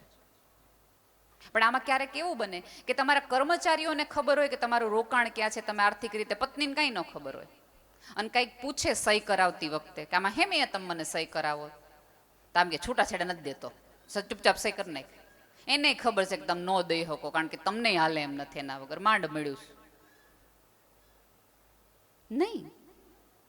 ક્યારેક પાસે બેસાડીને બધી વાત કરો કે અહીંયા આટલા, આને આટલા દેવાના, આને આટલા લેવાના. એવા કેટલાય લોકો છે કે આ પૃથ્વી પરથી જાય પછી એનું શું છે ને કોઈને ખબર ન હોય, પછી પાછળવાળા મજા કરે. ચંદ્રકાંત બક્ષીએ એવું એકવાર કીધું હતું કે આ જગતનો સક્ષમ પુરુષ એ કહેવાય કે જે પોતાની હાજરીમાં પોતાની પત્નીને વિધવા થતા શીખવાડે કે મારા ગયા પછી તારે જીવવું હોય ને તો તું આટલી આટલી રીતે જજે, આના ઘરે જજે ને આના ઘરે ન જતી, આની પાસે મદદ માગજે ને આની પાસે ન માગતી. આપણી પાસે આટલું બધું છે. અહીંયા દરેક પુરુષ સફળ થાય, સત્તાધારી થાય, મોટો ને મહાન થાય તો બધા જ એવું કે ના બહુ મહેનત છે, એના બહુ સંઘર્ષો છે, ઈશ્વરની કરુણા છે, મા બાપના આશીર્વાદ છે, નસીબ છે, હા બધું જ છે. કોઈ સવાલ વગરની વાત છે કે આ બધા થકી જ તમે ક્યાંક આગળ વધો. પણ જ્યારે કોઈ તમને આવું કહે ને ત્યારે એકાદ વાક્ય વધો કે માત્ર મારી મહેનત, મારું નસીબ, મા બાપના આશીર્વાદ નથી, મારી પત્નીની સહન શક્તિ પણ આમાં જવાબદાર છે કે જેના થકી હું અહીં સુધી પહોંચ્યો છું. કારણ કે જગત આખાનું ફ્રસ્ટ્રેશન તમે લાવો ઘરે, ત્યાં તમે હાજી સર, ઓજી સર, બરાબર થઈ જશે, ચિંતા ન કરતા, ભલામણ ચિંતા ન કરતા, અને ઘરે આવીને તમે ફ્રસ્ટ્રેશન કાઢવાના છે. સાહેબ, તમે તમારી પીક અવર્સમાં, જિંદગીના સારામાં સારા દિવસોની અંદર તમારા ધંધાના અર્થે બારગામ રહ્યા, એ સ્ત્રી ઘર ઓઢીને બેઠી રહીને ત્યારે તમે આટલું ઉડી શક્યા આકાશમાં. એક શ્રદ્ધા સાથે ઘરની માર ચિંતા નથી કરવાની. અને આમાંની કોઈ પણ સ્ત્રી ક્યાંય પણ મોટી ને મહાન થઈ જાય ને તો એને ઘરે 5:30 હું રસોઈ કરવી એની પેલી ચિંતા વગાડવી જ પડે. અને પછી આપણે એમ કહીએ કેટલા બધા કામવાળા છે એને ક્યાં જરૂર, પણ કામવાળાને કેવું તો ખરું ને કે આજે આ બનાવજે, આજે ઓલું બનાવજે, કે આજે આ કરજે. ખબર નહીં જગતમાં સ્ત્રીઓ સુખી થાય તો જગત આખાને આટલો બધો વાંધો શું છે. થોડીક તૈયાર થાય તો કે બહુ તૈયાર થઈને જ ફરતી હોય, થોડીક જાડી થાય તો બહુ જાડી થઈ ગઈ, શરીર ઉતારે તો બહુ દુબળી થઈ ગઈ, સાડી પહેરે તો કે ડ્રેસ કા ન પહેરો, ડ્રેસ પહેરે તો કા સાડી ન પહેરી, ડાબી બાજુ છોડ્યો નાખે કા જમણી બાજુ નાખ્યો. આખા જગતનું જાણે કામ જ એક જ હોય કે સ્ત્રી કેવી લાગવી જોઈએ. સ્ત્રીની અંદર શું ચાલે છે એના તરફ કોઈનું ધ્યાન જ નથી જતું. પુરુષનું ન જાય સમજી શકાય, પણ એની બાજુમાં બેઠેલી સ્ત્રીનું ન જાય. તમારી જેઠાણી મજામાં નથી એ ધ્યાન જો દેરાણીને ન જાય ને તો તમારું સ્ત્રી પત્નામાં તમારે થોડીક શંકા કરવી જોઈએ. તમારી જે જેઠાણી રોજ સરસ તૈયાર થતી હોય અને એકાદ વખત તમે સાથે જવાના હો અને કંઈક સારું પહેરીને ન આવે તો તમારા મનમાં પહેલો વિચાર એવો છે કે ભાભીને એવું શું થયું હશે. પણ આપણે તો હું 4 જણને કહીએ એવા જ છે મોઢું બગાડેલા. કોક એમ કે ને કેમ આ તમારે જેઠાણી નવી સાડી એવા જ છે, સારું કંઈક હોય ને ત્યારે જ મોઢું બગાડીને ફેરતા હોય ખૂણામાં. કયો ને રાધર, તમે એની પાસે જઈ એને થોડા મોટિવેટ કરો, એને પૂછો કે કંઈ તકલીફ થઈ છે, એને સારી સાડી પહેરવામાં મદદ કરો. કેમ એવું કરો છો? ખોટી એવી દલીલોમાં માનતા જ નહીં કે ભાઈઓના હિસાબે તમે દુઃખી છો. ક્યારેક આપણે આપણી વૃત્તિના કારણે દુઃખી છીએ. અત્યારે એવા કાંઈ ભાઈઓ ખાસ નડતા નથી. હા, હું એટલું ચોક્કસ ભાઈઓને કહીશ કે જ્યારે મેં કીધું એમ કે તમારા સંઘર્ષની વાત થતી હોય ત્યારે થોડીક વાત છે એ પત્નીને પણ આપજો. અને આમાં કેવું છે કે દરેક વ્યક્તિ એવું ઈચ્છે ખરી કે અમારે કેવી દીકરાની વહુ જોઈએ છે કે જે મારા મમ્મી પપ્પાને, માતા પિતા માને, મારા ઘરને પોતાનું ઘર ગણે, પોતાના મારા રીત રિવાજોને પોતાના રીત રિવાજો ગમે. સારી વાત છે કે સ્ત્રી આવી અને તમારા મમ્મી પપ્પાને એના મમ્મી પપ્પા ગણવા માંડે. પણ આની આ વસ્તુ ભાઈઓ પોતાના સાસુ સસરાને માતા પિતા ગણવા માંડે તો દરેક સાસુને તકલીફ થઈ જાય. આ જોતો ખરો ને, ત્યાં તો સાસુને મૂકવા એલો લે. તમને મંદિરે લઈ જાય, તમને હોસ્પિટલ લઈ જાય તો એમ થાય કે વાહ, આપણું પૂન છે હો, મેં કર્યું હતું ને મારા સાસુનું કર્યું હતું એટલા માટે મને આ મળ્યું. હવે એનો એ તમારો દીકરો એની સાસુ માટે કંઈક 2-3 વસ્તુ કરે તો આપણને કેમ એટલી તકલીફ પડે છે? ત્યાંય તમારે એ જ ફિલોસોફી રાખવી જોઈએ કે આ માતા પિતા તો આય માતા પિતા, રાજી થાવ, ગર્વથી કયો પોતાની જાતને અને પોતાની પત્નીને કે મેં એવો સંસ્કારી દીકરો પેદા કર્યો છે કે જે અન્યના મા બાપને પણ પોતાના મા બાપ તરીકે રાખી શકે એવા સંસ્કાર મેં એનામાં રેચ્યા છે. પણ આપણે આપણું ધ્યાન આ તરફ જાય જ નહીં, આપણે ચશ્મા એ તરફ જોવા જાય જ નહીં. કેમ આટલા બધા પોતાનાઓથી તમે થાકેલા ને હારેલા છો? આ જગત આમ જુઓ ને તો ભણકારાનું જગત છે.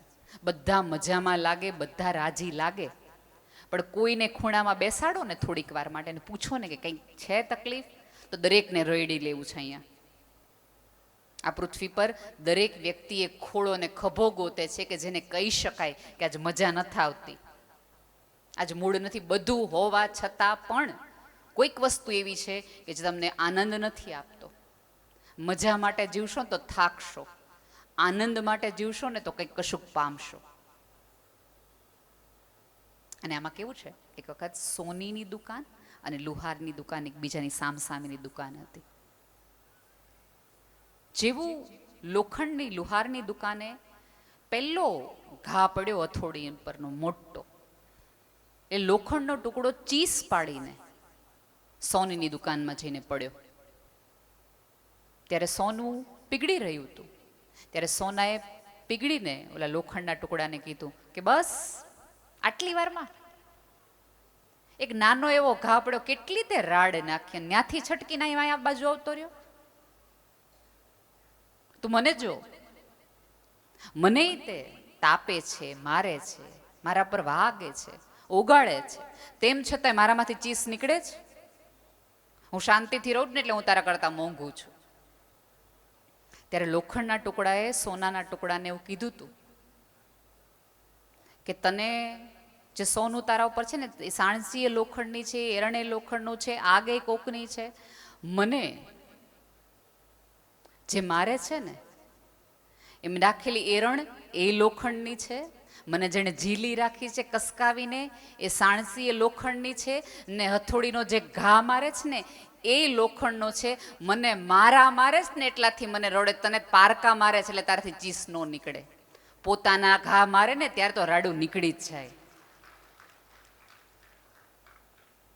પારકાઓના ઘાથી આપણને બહુ ફરક ન પડે, પણ પોતાની વ્યક્તિ તમને કશું કહી જાય ને ત્યારે માણસ અંદરથી તૂટી જાય, પછી ઊભું થવું અઘરું પડે.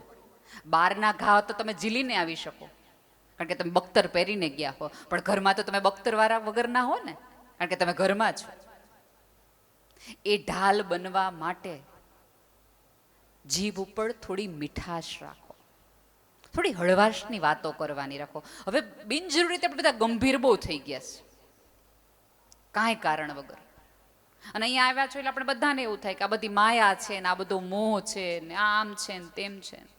ખરેખર એવું નથી. કાંડામાં ત્રેવડ હોય ત્યાં સુધી કમાઈ લેજો.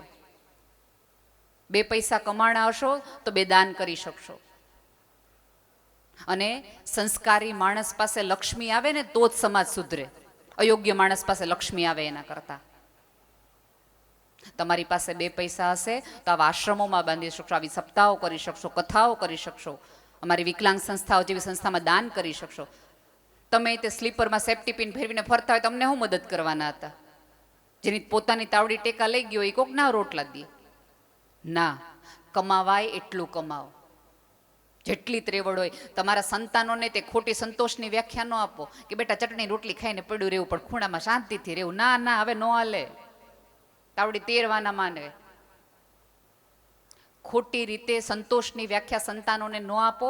એને સમજાવો યોગ્ય રસ્તે પોતાની મહેનતથી કઈ રીતે લક્ષ્મી કમાવાય એ રસ્તે શીખવાડો.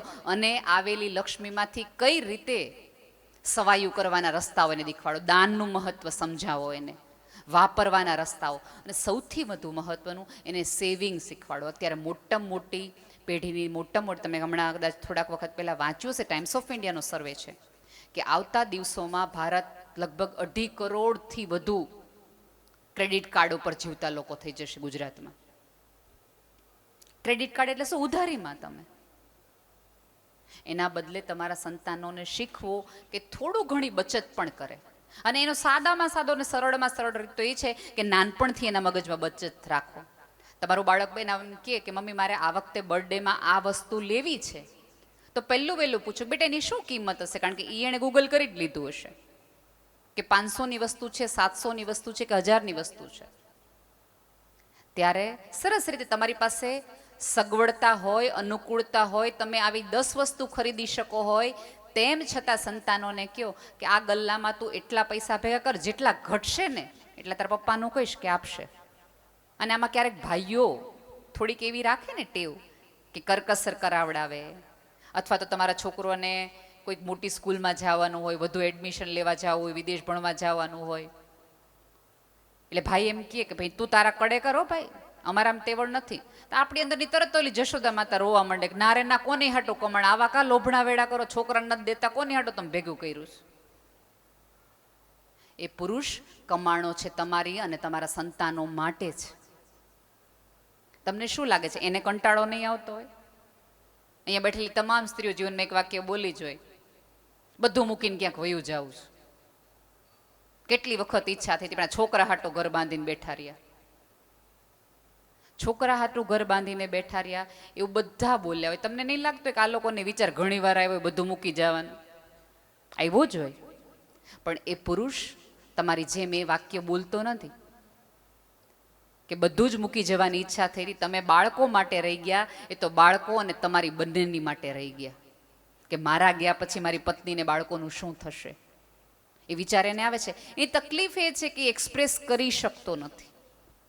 અને આપણા બધાનું કેવું છે કે આપણે દિલીપ કુમાર જેવો શાંત પતિએ જોઈએ, અમિતાભ બચ્ચન જેવો એંગ્રી યંગ મેને જોઈએ, જ્યારે તમારે એના મમ્મી કંઈક બોલે એટલે એમ કે નહીં મારી પત્નીને કોઈ કાંઈ કહેવાનું નથી, એવો અમિતાભ જેવો એંગ્રી યંગ મેને જોઈએ.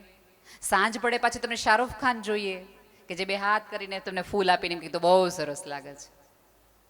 એક માણા આગળ કાં આટલા બધા રોલ કરાવડાવો ભલા માણે? અને તમે કોઈ એવા વહેમમાં હો ને કે સુંદરતાના કારણે તમારું લગ્ન જીવન ટકી જશે તો ભૂલમાં છો.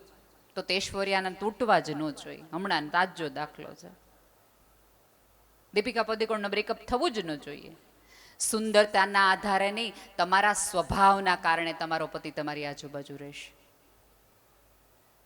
બધી સ્ત્રીઓને અત્યારે કંઈક એવો મંત્ર પૂછે, આવતા દિવસોમાં તો એવા મંત્ર તે તમારી પાસે પૂજ્ય ચરણ પૂછવામાં આવશે કે તમારી પાસે કોઈ એવો મંત્ર છે કે જેથી કરીને પતિનો પાસવર્ડ મને ખબર પડી જાય, મોબાઈલનો કોઈક એવું મંત્ર દેખાડો. બધાને પતિનો મોબાઈલનો પાસવર્ડ જોઈએ છે.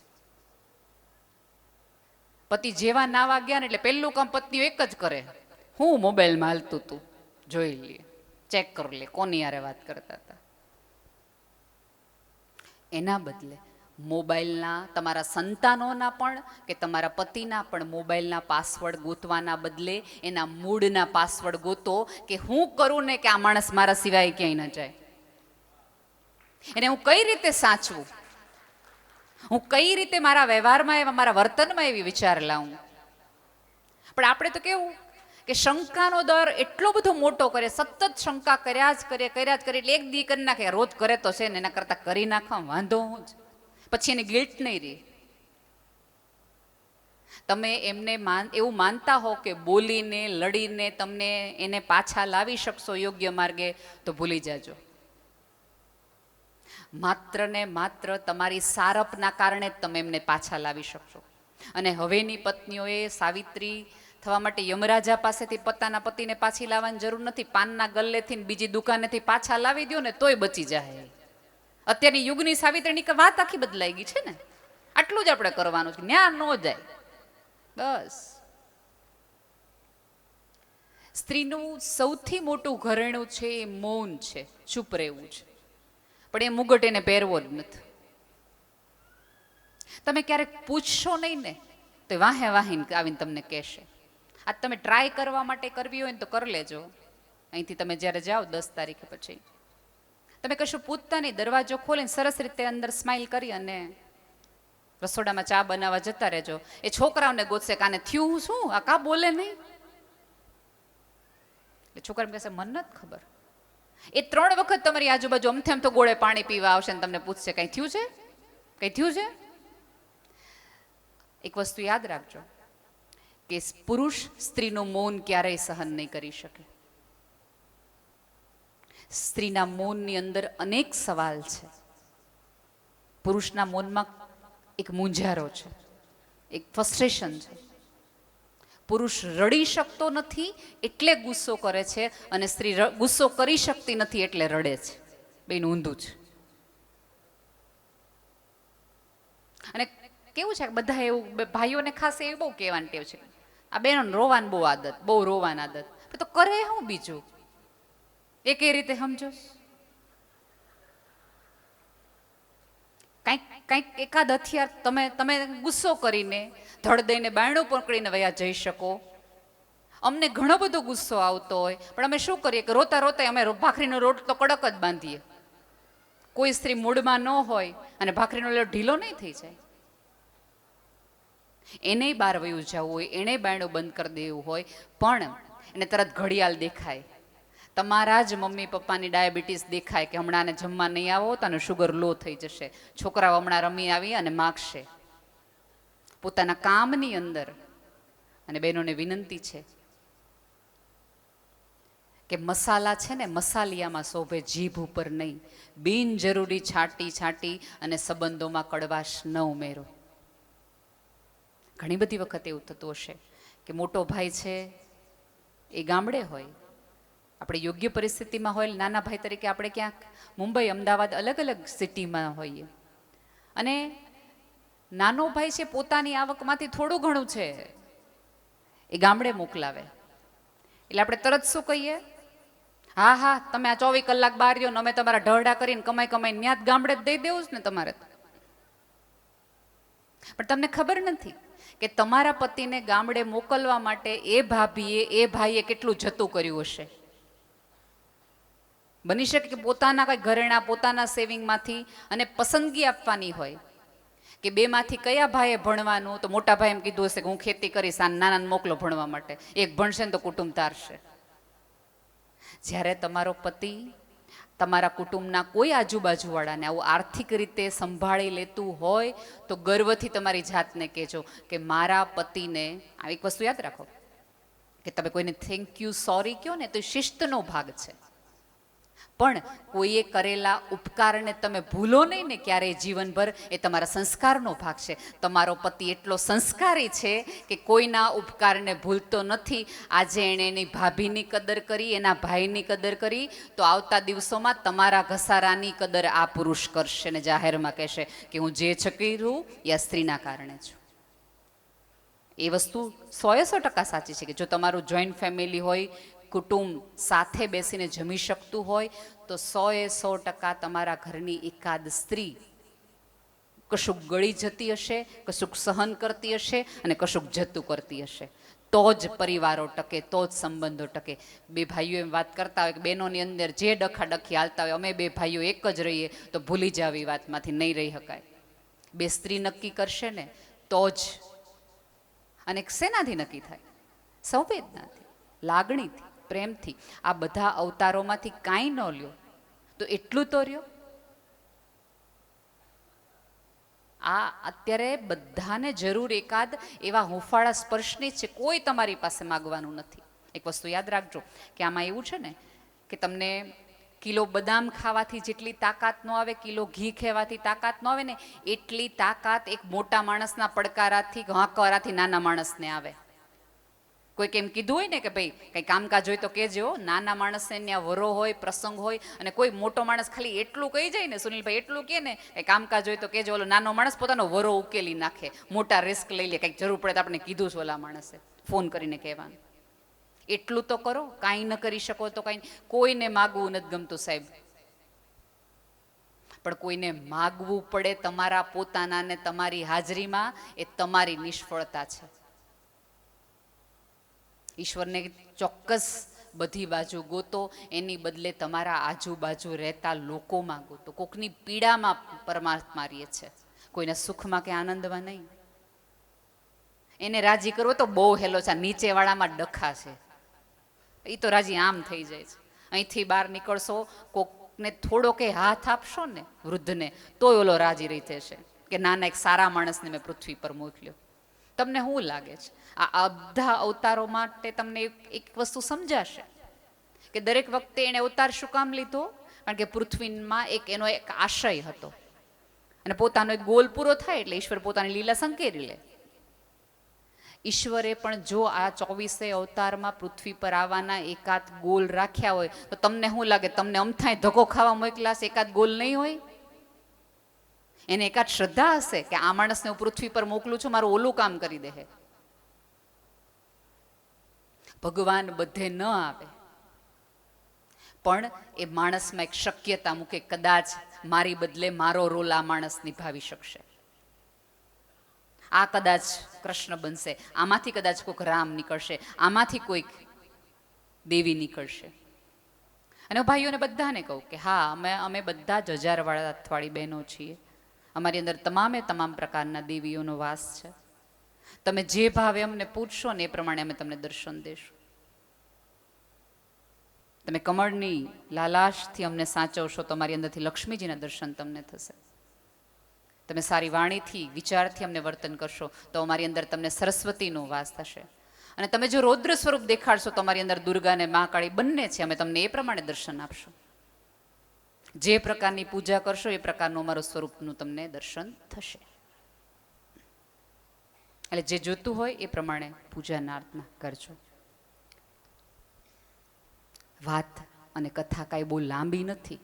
આખી પૃથ્વી ગોળ છે એવું બધા જ કહે છે, પણ કેન્દ્રમાં તમે કોણે રાખો છો ને એના આધારે તમારી વર્તુળની પ્રદક્ષિણા. આપણી સભ્યતા તો ગોળ ગોળ ફરવાની નહીં, પ્રદક્ષિણાની પરંપરા છે કે અહીંથી આટલો ફરશો ને તો કેન્દ્રમાં બેઠો ઓલો રામ રાજી થશે, ઓલો શંકર રાજી થશે, ઓલો કૃષ્ણ રાજી થશે. આપણા શાસ્ત્રોએ આપણે કેવી સરસ વાતો કરી છે, આપણને કીધું.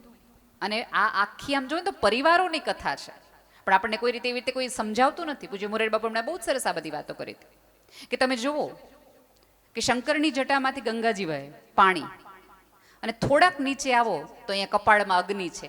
અગ્નિ અને પાણીને જરાય સંબંધ નથી, તોય સાથે રહીએ છે. વેરભાવ છે ને બંને વચ્ચે. એમની જટામાં ચંદ્ર એટલે અમૃત છે, અને ગળામાં ઝેર છે. અમૃત અને વેર તેમ છતાં એક શરીરમાં સાથે રહીએ છે. શંકર ભગવાન છે એ નંદી રાખે, અને માં છે એ વાઘની સવારી. એ બે વચ્ચે વેર છે. એમનો એક સંતાન છે એ ઉંદર ઉપર, અને એક સંતાન મોર ઉપર, એને વેર છે. નાગને અને મોરને વેર, ઉંદરને આને વેર. તોય જો આટલી વિરુદ્ધ પ્રકૃતિવાળા લોકો એક સાથે રહી તો અમારો ઈશ્વર તમને એ દેખાડે છે કે તમારા કુટુંબમાં બધા વિરુદ્ધ પ્રકૃતિના હોય તેમ છતાં પણ સાથે રહી શકાય. તમારા વિચારોમાં ભેદ હોઈ શકે, તમારા મનમાં ભેદ ન હોઈ શકે. તમને કેમ એક કુટુંબ આપવામાં આવે, એક સરનેમ આપવામાં આવે, એકની કુળની દેવી આપવામાં આવે, એક રીત રિવાજ દેવામાં આવે, કે જેથી કરીને તમે કોના છો ને તમને સતત યાદ રહે. ક્યાંક આ બધી પૂર્વજોને મળવા એટલા માટે જોવા જોઈએ. અહીંયા એક આપણે એવો પ્રશ્ન પૂછે ને શાસ્ત્રમાં, કે તમારે ક્યાં જવું છે, ક્યાં જવું છે, એના બદલે તમે કોના છો ને એટલું યાદ રાખો ને તો એની મેળેના રસ્તા થઈ જાય. કે આ પરિવારના પૂર્વજોએ કોઈ દિવસ આવું નહોતું કર્યું, અનીતિ નહોતી કરી, આપણે આ રસ્તે ચાલી જાઓ તો પહોંચાઈ જશે.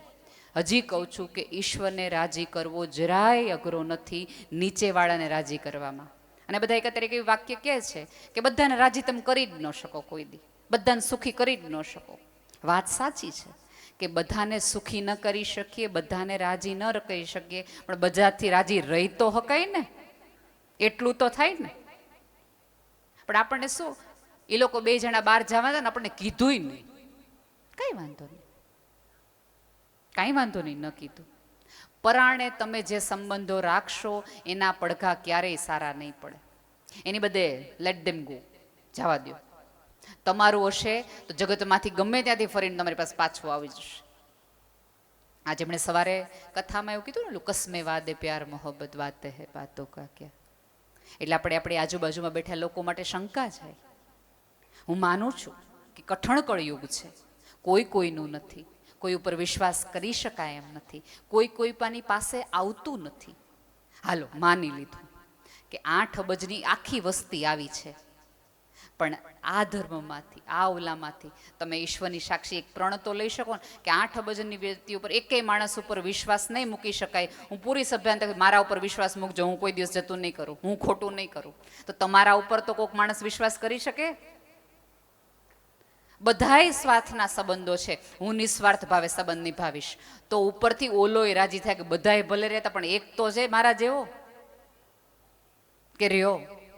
ખોટી આવી બધી વાતોમાં જવાના બદલે જેવા છે ને એવા. અને આમાં કેવું છે કે તમારી ઈચ્છા પ્રમાણે તમે કોઈ વ્યક્તિને રાખશો ને તો એ જેવા છે એવા કોઈ દિવસ તમારી પાસે પાર નહીં આવે. થોડાક ફ્રી રમવા દેશો ને તો ખબર પડશે કે એનામાં કેટલી આવડત ને કેટલી તેવડ છે. પણ આપણે તો બધાને માણસ કેવો જોઈએ, આપણું કીધું કરે એ જ બધા માણસો અત્યારે હારા. અત્યારે અહીં બધી બહેનો નક્કી કરી હોય ને કે લાલ સાડી કાલ પહેરવાની, કાલ પીળી સાડી છે ને, એકાદ બેને તે લાલ પહેરીને આવે ને બધા કોઈને યાર બોલે નહીં. બધે નક્કી કર્યું હતું તોય આજે લાલ પહેરીને આવી લે, કાંઈ વાંધો નહીં. સરખા કપડાં પહેરવાથી, સરખી વિચાર કરવાથી તમે એક નહીં થઈ જાઓ. ત્યારે ઓલા શંકરને યાદ કરજો કે બધું જુદું જુદું જુદું, બધા સ્વભાવની વિરુદ્ધતા હોવા તેમ છતાં પણ એક રહી શકાય છે, પોતાનાપણાને આજુબાજુ રાખી શકાય એમ છે. બસ આટલી વાત છે. હું ઈશ્વરને પ્રાર્થના કરું કે તમે જે આશય સાથે આખા પરિવારે જે મોક્ષની યાત્રા તરફ માણસને લઈ જાશો, મોક્ષ મળવો તો બહુ જ સહેલો છે, કંઈ બહુ ખાસ અઘરું નથી. આ જગતમાં જીવતા પણ તમે મોક્ષની પ્રાપ્તિ કરી શકો જો તમને આજુબાજુનું કશું એવું અડદે નહીં, જવા દેવાવાળું, ગાંઠે ન બાંધવાવાળું. ખોટે ખોટા કોલેસ્ટ્રોલ ને હાર્ટ એટેક શેનાથી આવે છે? લોકો છે ને કેન્સરની ગાંઠથી નથી મળતા ને એટલા મેણા ટોણાથી મરી જાય છે. એ થોડાક ઓછા કરી નાખો તોય કોઈક માણસ જીવી જાય. અને કોઈક મરે ત્યારે 4 જણા જે ભેગા થઈને સંપથી ખભો દેવા જાઓ ને એના કરતાં કોઈક જીવતા માણસને ખભો આપો ને તો કદાચ એ 2 વર્ષ કાઢી નાખે. એટલું તો કરો. ભેગા મૂકવા માટે ભેગા જાઓ ને તો કોઈકની ચડતીમાંય ભેગા દે. કોઈક વ્યક્તિને પાડવામાં જેટલી એકતા દેખાડો છો ને એટલી એકતા કોઈક વ્યક્તિને ઉપર લઈ જવામાં દેખાડો તો કદાચ ઓલો રાજી થઈ જાય અને તમને આમનામ મોક્ષ મળી જાય. આમ આખી વાત જુઓ ને તો તમે વિચાર તો કરો કે ઈશ્વરને પણ જો વારંવાર આ પૃથ્વી પર આવવાની ઈચ્છા થતી હોય તો આ જગત એણે કેવું સુંદર બનાવ્યું હશે. બધા એવું કહે છે કે વિસ્ફોટમાંથી આખી પૃથ્વીનું બ્રહ્માંડનું નિર્માણ થયું છે. એ વિસ્ફોટ કશું નથી, ઈશ્વરની અંદર રહેલી સત્ય, પ્રેમ અને કરુણાનો એવો વિસ્ફોટ હતો કે જેમાંથી માણસ એણે બનાવ્યો. અને તમને પ્રાણી ન બનાવ્યા ને તમને માણસ બનાવ્યા, એનો અર્થ એ હતો કે તમારા ઉપર ઈશ્વરને શ્રદ્ધા હતી કે અત્યારે જે પૃથ્વીમાં રમાખાણ ચાલે છે ને, આ 4-5 જણા થઈને ભેગા બચાવી લેશે, આ લોકો દુઃખ દૂર કરી નાખશે. બાકી ક્યારેય કોઈ સંપૂર્ણ સતયુગ હતો જ નહીં, સંપૂર્ણ કળિયુગ હતો જ નહીં. દરેક યુગમાં દરેક યુગ પેરેલલ ચાલતો જ હોય. દરેક માણસની અંદર રામ અને રાવણનું યુદ્ધ હાલતું જ હોય. તમારો સંસ્કાર ને તમારો વિવેક નક્કી કરે કે અત્યારે તમારી અંદરથી શું બહાર આવશે, રામ આવે કે રાવણ આવે. બધી સરસ કથાઓ સાંભળો, સાંભળવા કરતાં પણ એકાદ કથા પ્રમાણે જીવવાની તૈયારી દાખવો. અહીંયા બેઠેલા તમામ વ્યક્તિઓને દિલથી જેનેથી માફી માગવાની હોય માગી લ્યો. એવી કોઈ અમૃતત્વ તમે એને હું લઈને આવ્યા નથી. આપણે કોઈના મર્યા પછી રોઈએ છે જ એટલા માટે કે આપણે વ્યક્તિને જેટલો પ્રેમ કરવો તો એટલો કરી ન શક્યા, એ વ્યક્તિને જેટલી માફી માગવી હતી એ આપી ન શક્યા. એટલા માટે ઈશ્વરને પ્રાર્થના કરું કે તમે એકબીજાને સમજતા થઈ જાઓ, માણસમાં પરમ જોઈ શકો એવી દિવ્ય ચેતના આપ સૌને મળે. અને જે વાતો અને વિચારો થાય છે એ તમે અહીંયા ગંગામાં ઘણા બધા એવું કહે, ત્યાં અહીંયા ઘણા બધા હશે ને એવું બોલશે તે કે આવું બધું સાંભળવું સારું લાગે, કથામાંથી બહાર આવો ને પછી હતા એ નહીં, આ બધું કહે પણ કાંઈ થતું ને. તમે વિચાર તો કરો કે આટલું કહેવાય છે ને તોય આટલું છે. હાવ ન કહેવાતું હોત તો કેવી આ પૃથ્વી હોત, તો કેવી હોત. કથાઓ તો સાંભળો પણ થોડાક સંબંધોને પણ સાંભળવાનું રાખો. જે લોકો બોલી શકતા નથી એની તરફે કાન દઈને એની આંખોને વાંચવાનું રાખો. હું અનેક વાર કહી ચૂકી છું કે તમને અહીંયા બેઠેલા અક્ષરો તમને વાંચતા આવડે ને તો તમે સાક્ષર કહેવાઓ કે હા તમે વાંચતા લખતા આવડે છે કારણ કે તમે ભણેલા છો. પણ તમને જે દિવસે કાળા અક્ષરની સાથે કાળી આંખના મૂંઝારા વાંચતા આવડે ને ત્યારે તમે માણસ કહેવાઓ. તમે મૂંઝારા વાંચતા શીખી જાઓ, એવું જ્ઞાન તમને આ ગંગાની સાક્ષી મળે અને એવો પરમ તમારી અંદર ઉતરે એવી પ્રાર્થના. ધન્યવાદ. વાહ, ખૂબ અદ્ભુત, અદ્ભુત, અદ્ભુત અને માત્ર અદ્ભુત. નેહલબેન, આપનું એક સ્વાગત કરવા ઈચ્છીએ છીએ ભંડેરી પરિવાર તરફથી. પણ જો આપ પરવાનગી આપો તો નાના મોઢે કંઈક વાત કરું. હવે ક્યારેક હું આપનો પરિચય આપીશ, કોઈ ઇવેન્ટમાં ભેગા થયા અથવા તો મારે લોકોને વાત કરવી હશે નેહલબેન ગઢવી વિશે, તો કદાચ મોટિવેશનલ સ્પીકર એવો શબ્દ તો વાપરું કે ના વાપરું ખબર નહીં, પણ એવું કહીશ કે સમાજ માટે, સમાજને સુધારવા માટે એક જરૂરી શિક્ષિકા છે આ નેહલબેન ગઢવી. સમાજમાં, મગજમાં અને માણસના મગજમાં જે ખોટા પડ ચડી ગયા છે ને એને ફોલી ફોલીને અંદરથી સાચું ફળ કાઢનાર છે નેહલ ગઢવી. અને વાણીમાં એટલી મધુરતા છે કે ઊભા ઊભા એટલા ચાપકા માર્યા, વાગ્યા પણ ખરી પણ ઉકારો ના નીકળે એવી મધુર વાણીવાળા છે નેહલબેન ગઢવી. હું ભૂમિકાબેન અને સુનિલભાઈને વિનંતી કરીશ કે આપણે બેનનું સન્માન કરે, સ્વાગત કરે. આજે અહીંયા ઉપસ્થિત થયા છે અને એમની વાણીનો લાભ આપ્યો. અને ફરી એકવાર 3 વાર કહીશ, અદ્ભુત, અદ્ભુત અને અદ્ભુત. અને બેન, મારે એક સારા વક્તા બનવું છે, એટલે જો આપ પરવાનગી આપશો ને તો આપની સાથે એક ફોટો લઈશ. સોશિયલ મીડિયા ઉપર મૂકવા નહીં, પણ એ ફોટામાં જોડે રાખીને કહીશ કે ધવલ, સારા વક્તા બનવા માટે આવી નિડરતા પણ જોઈએ. બેન માટે એકવાર જોરદાર તાળીઓ થવી જોઈએ.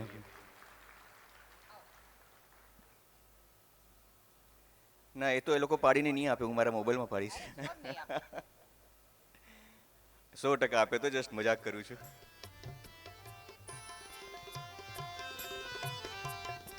ખૂબ ખૂબ આભાર બેન. સુનિલભાઈ અને ભાભીને વિનંતી કરીશ કે મંચ પર આવી અને બેનનું સન્માન સ્વાગત કરે.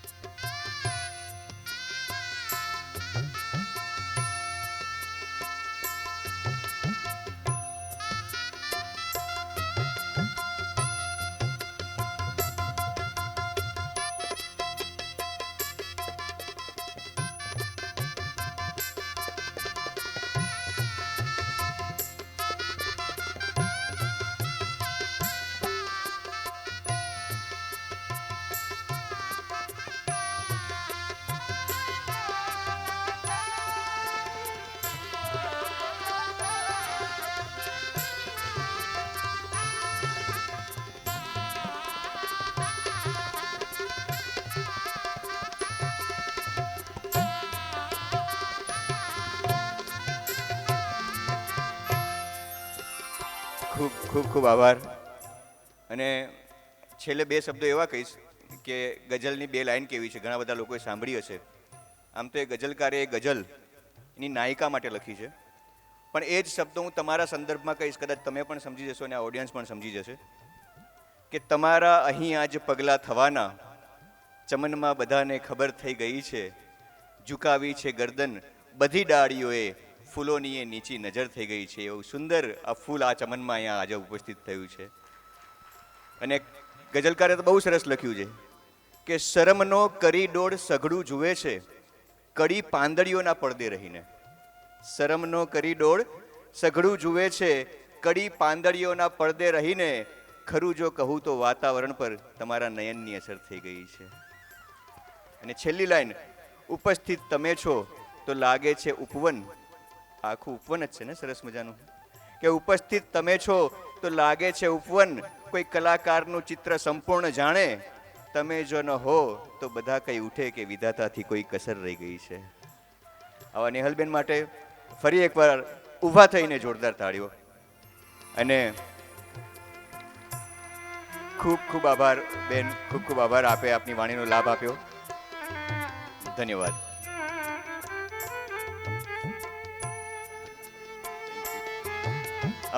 મિત્રો, આપણી સાથે જેમ આપણે આગળ વાત કરીએ એમ પરમ પૂજ્ય શ્રી મહેશગીરી ગોસ્વામી બાપુ પણ આપણી વચ્ચે ઉપસ્થિત છે. તો હું ભાવેશભાઈ, આપ પણ અને સુનિલભાઈ, આપ સાથે આપણે બાપુનું સન્માન કરીએ. બાપુ, આપને જે રીતે અનુકૂળતા હોય ત્યાં ઈચ્છો તો આપ, અને આપ મંચ પર આવો તો અમે પરિવાર વતી આપનું સ્વાગત કરવા ઈચ્છીએ છીએ, આપનું સન્માન કરવા ઈચ્છીએ છીએ. આપ કૃપા કરીને મંચ પર પધારજો. ભાવેશભાઈ, મયુરભાઈ, આપને પણ હું વિનંતી કરીશ કે આપ સાથે વંડેરી પરિવાર સાથે આપણે મળીને બાપુનું સ્વાગત કરીએ.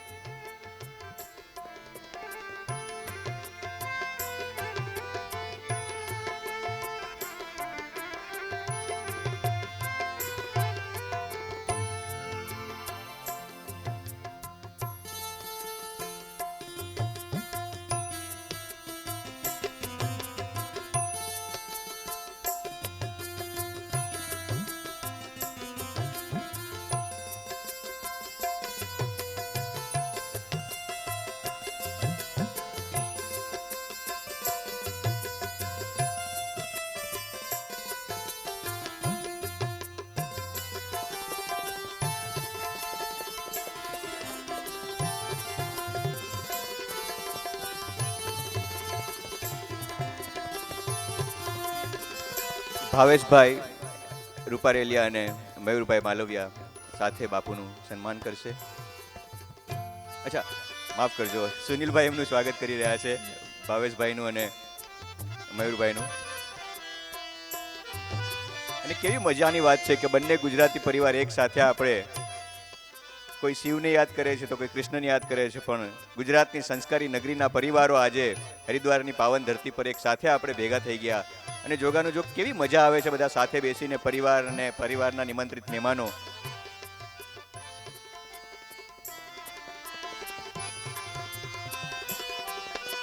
હવે ઓફિશિયલ તો કાર્યક્રમ પૂરો થઈ ગયો છે. બેને એમની વાણીનો લાભ આપ્યો, બાપુએ ઉપસ્થિતિની હાજરી આપી, અને થોડા સમય પહેલા સાધ્વીજીઓ પણ અહીંયા ઉપસ્થિત થયા હતા. એ ગુરુમાઈઓએ આપણને પણ જીવન જીવવા માટે આદર્શ માર્ગદર્શન પૂરું પાડ્યું. સો બંને પરિવાર અને પરિવારના તમામ નિમંત્રિત મહેમાનોને જણાવવામાં આવે છે કે કાર્યક્રમ અહીંયા, આજનો કાર્યક્રમ સમાપ્ત થાય છે. અને કાલે ફરી એકવાર સવારે 9 વાગે આપણે ભેગા થઈશું. આમંત્રિત મહેમાનો જે છે એમનું આપણે સન્માન કરીએ છીએ રીતે સન્માન પણ કરીશું. સાથે સાથે આપણે પરમ પૂજ્ય શ્રી જયા કિશોરીજીના મુખે ભાગવત કથાનું રસપાન પણ કરીશું. અને જતાં જતાં નેહલબેને એક વાત કરી હતી કે તમારી દીકરીને એટલી સક્ષમ બનાવજો કે આજે એમણે નામ લીધું હતું કે સુશ્રી જયા કિશોરીજી છે એના જેવા, અને કદાચ નેહલબેન જેવા પણ સમાજમાં નવી દીકરીઓ, નવી બહેનો ઊભી થાય એટલી સક્ષમ અને એને શિક્ષિત કરજો. ખૂબ ખૂબ આભાર, આપ સર્વનો ખૂબ ખૂબ આભાર. સર્વને જય શ્રી કૃષ્ણ. નાસ્તાનું આયોજન રાખેલું છે. દરેક મહેમાનોને વિનંતી છે કે નાસ્તાનો લાભ લે અને નાસ્તા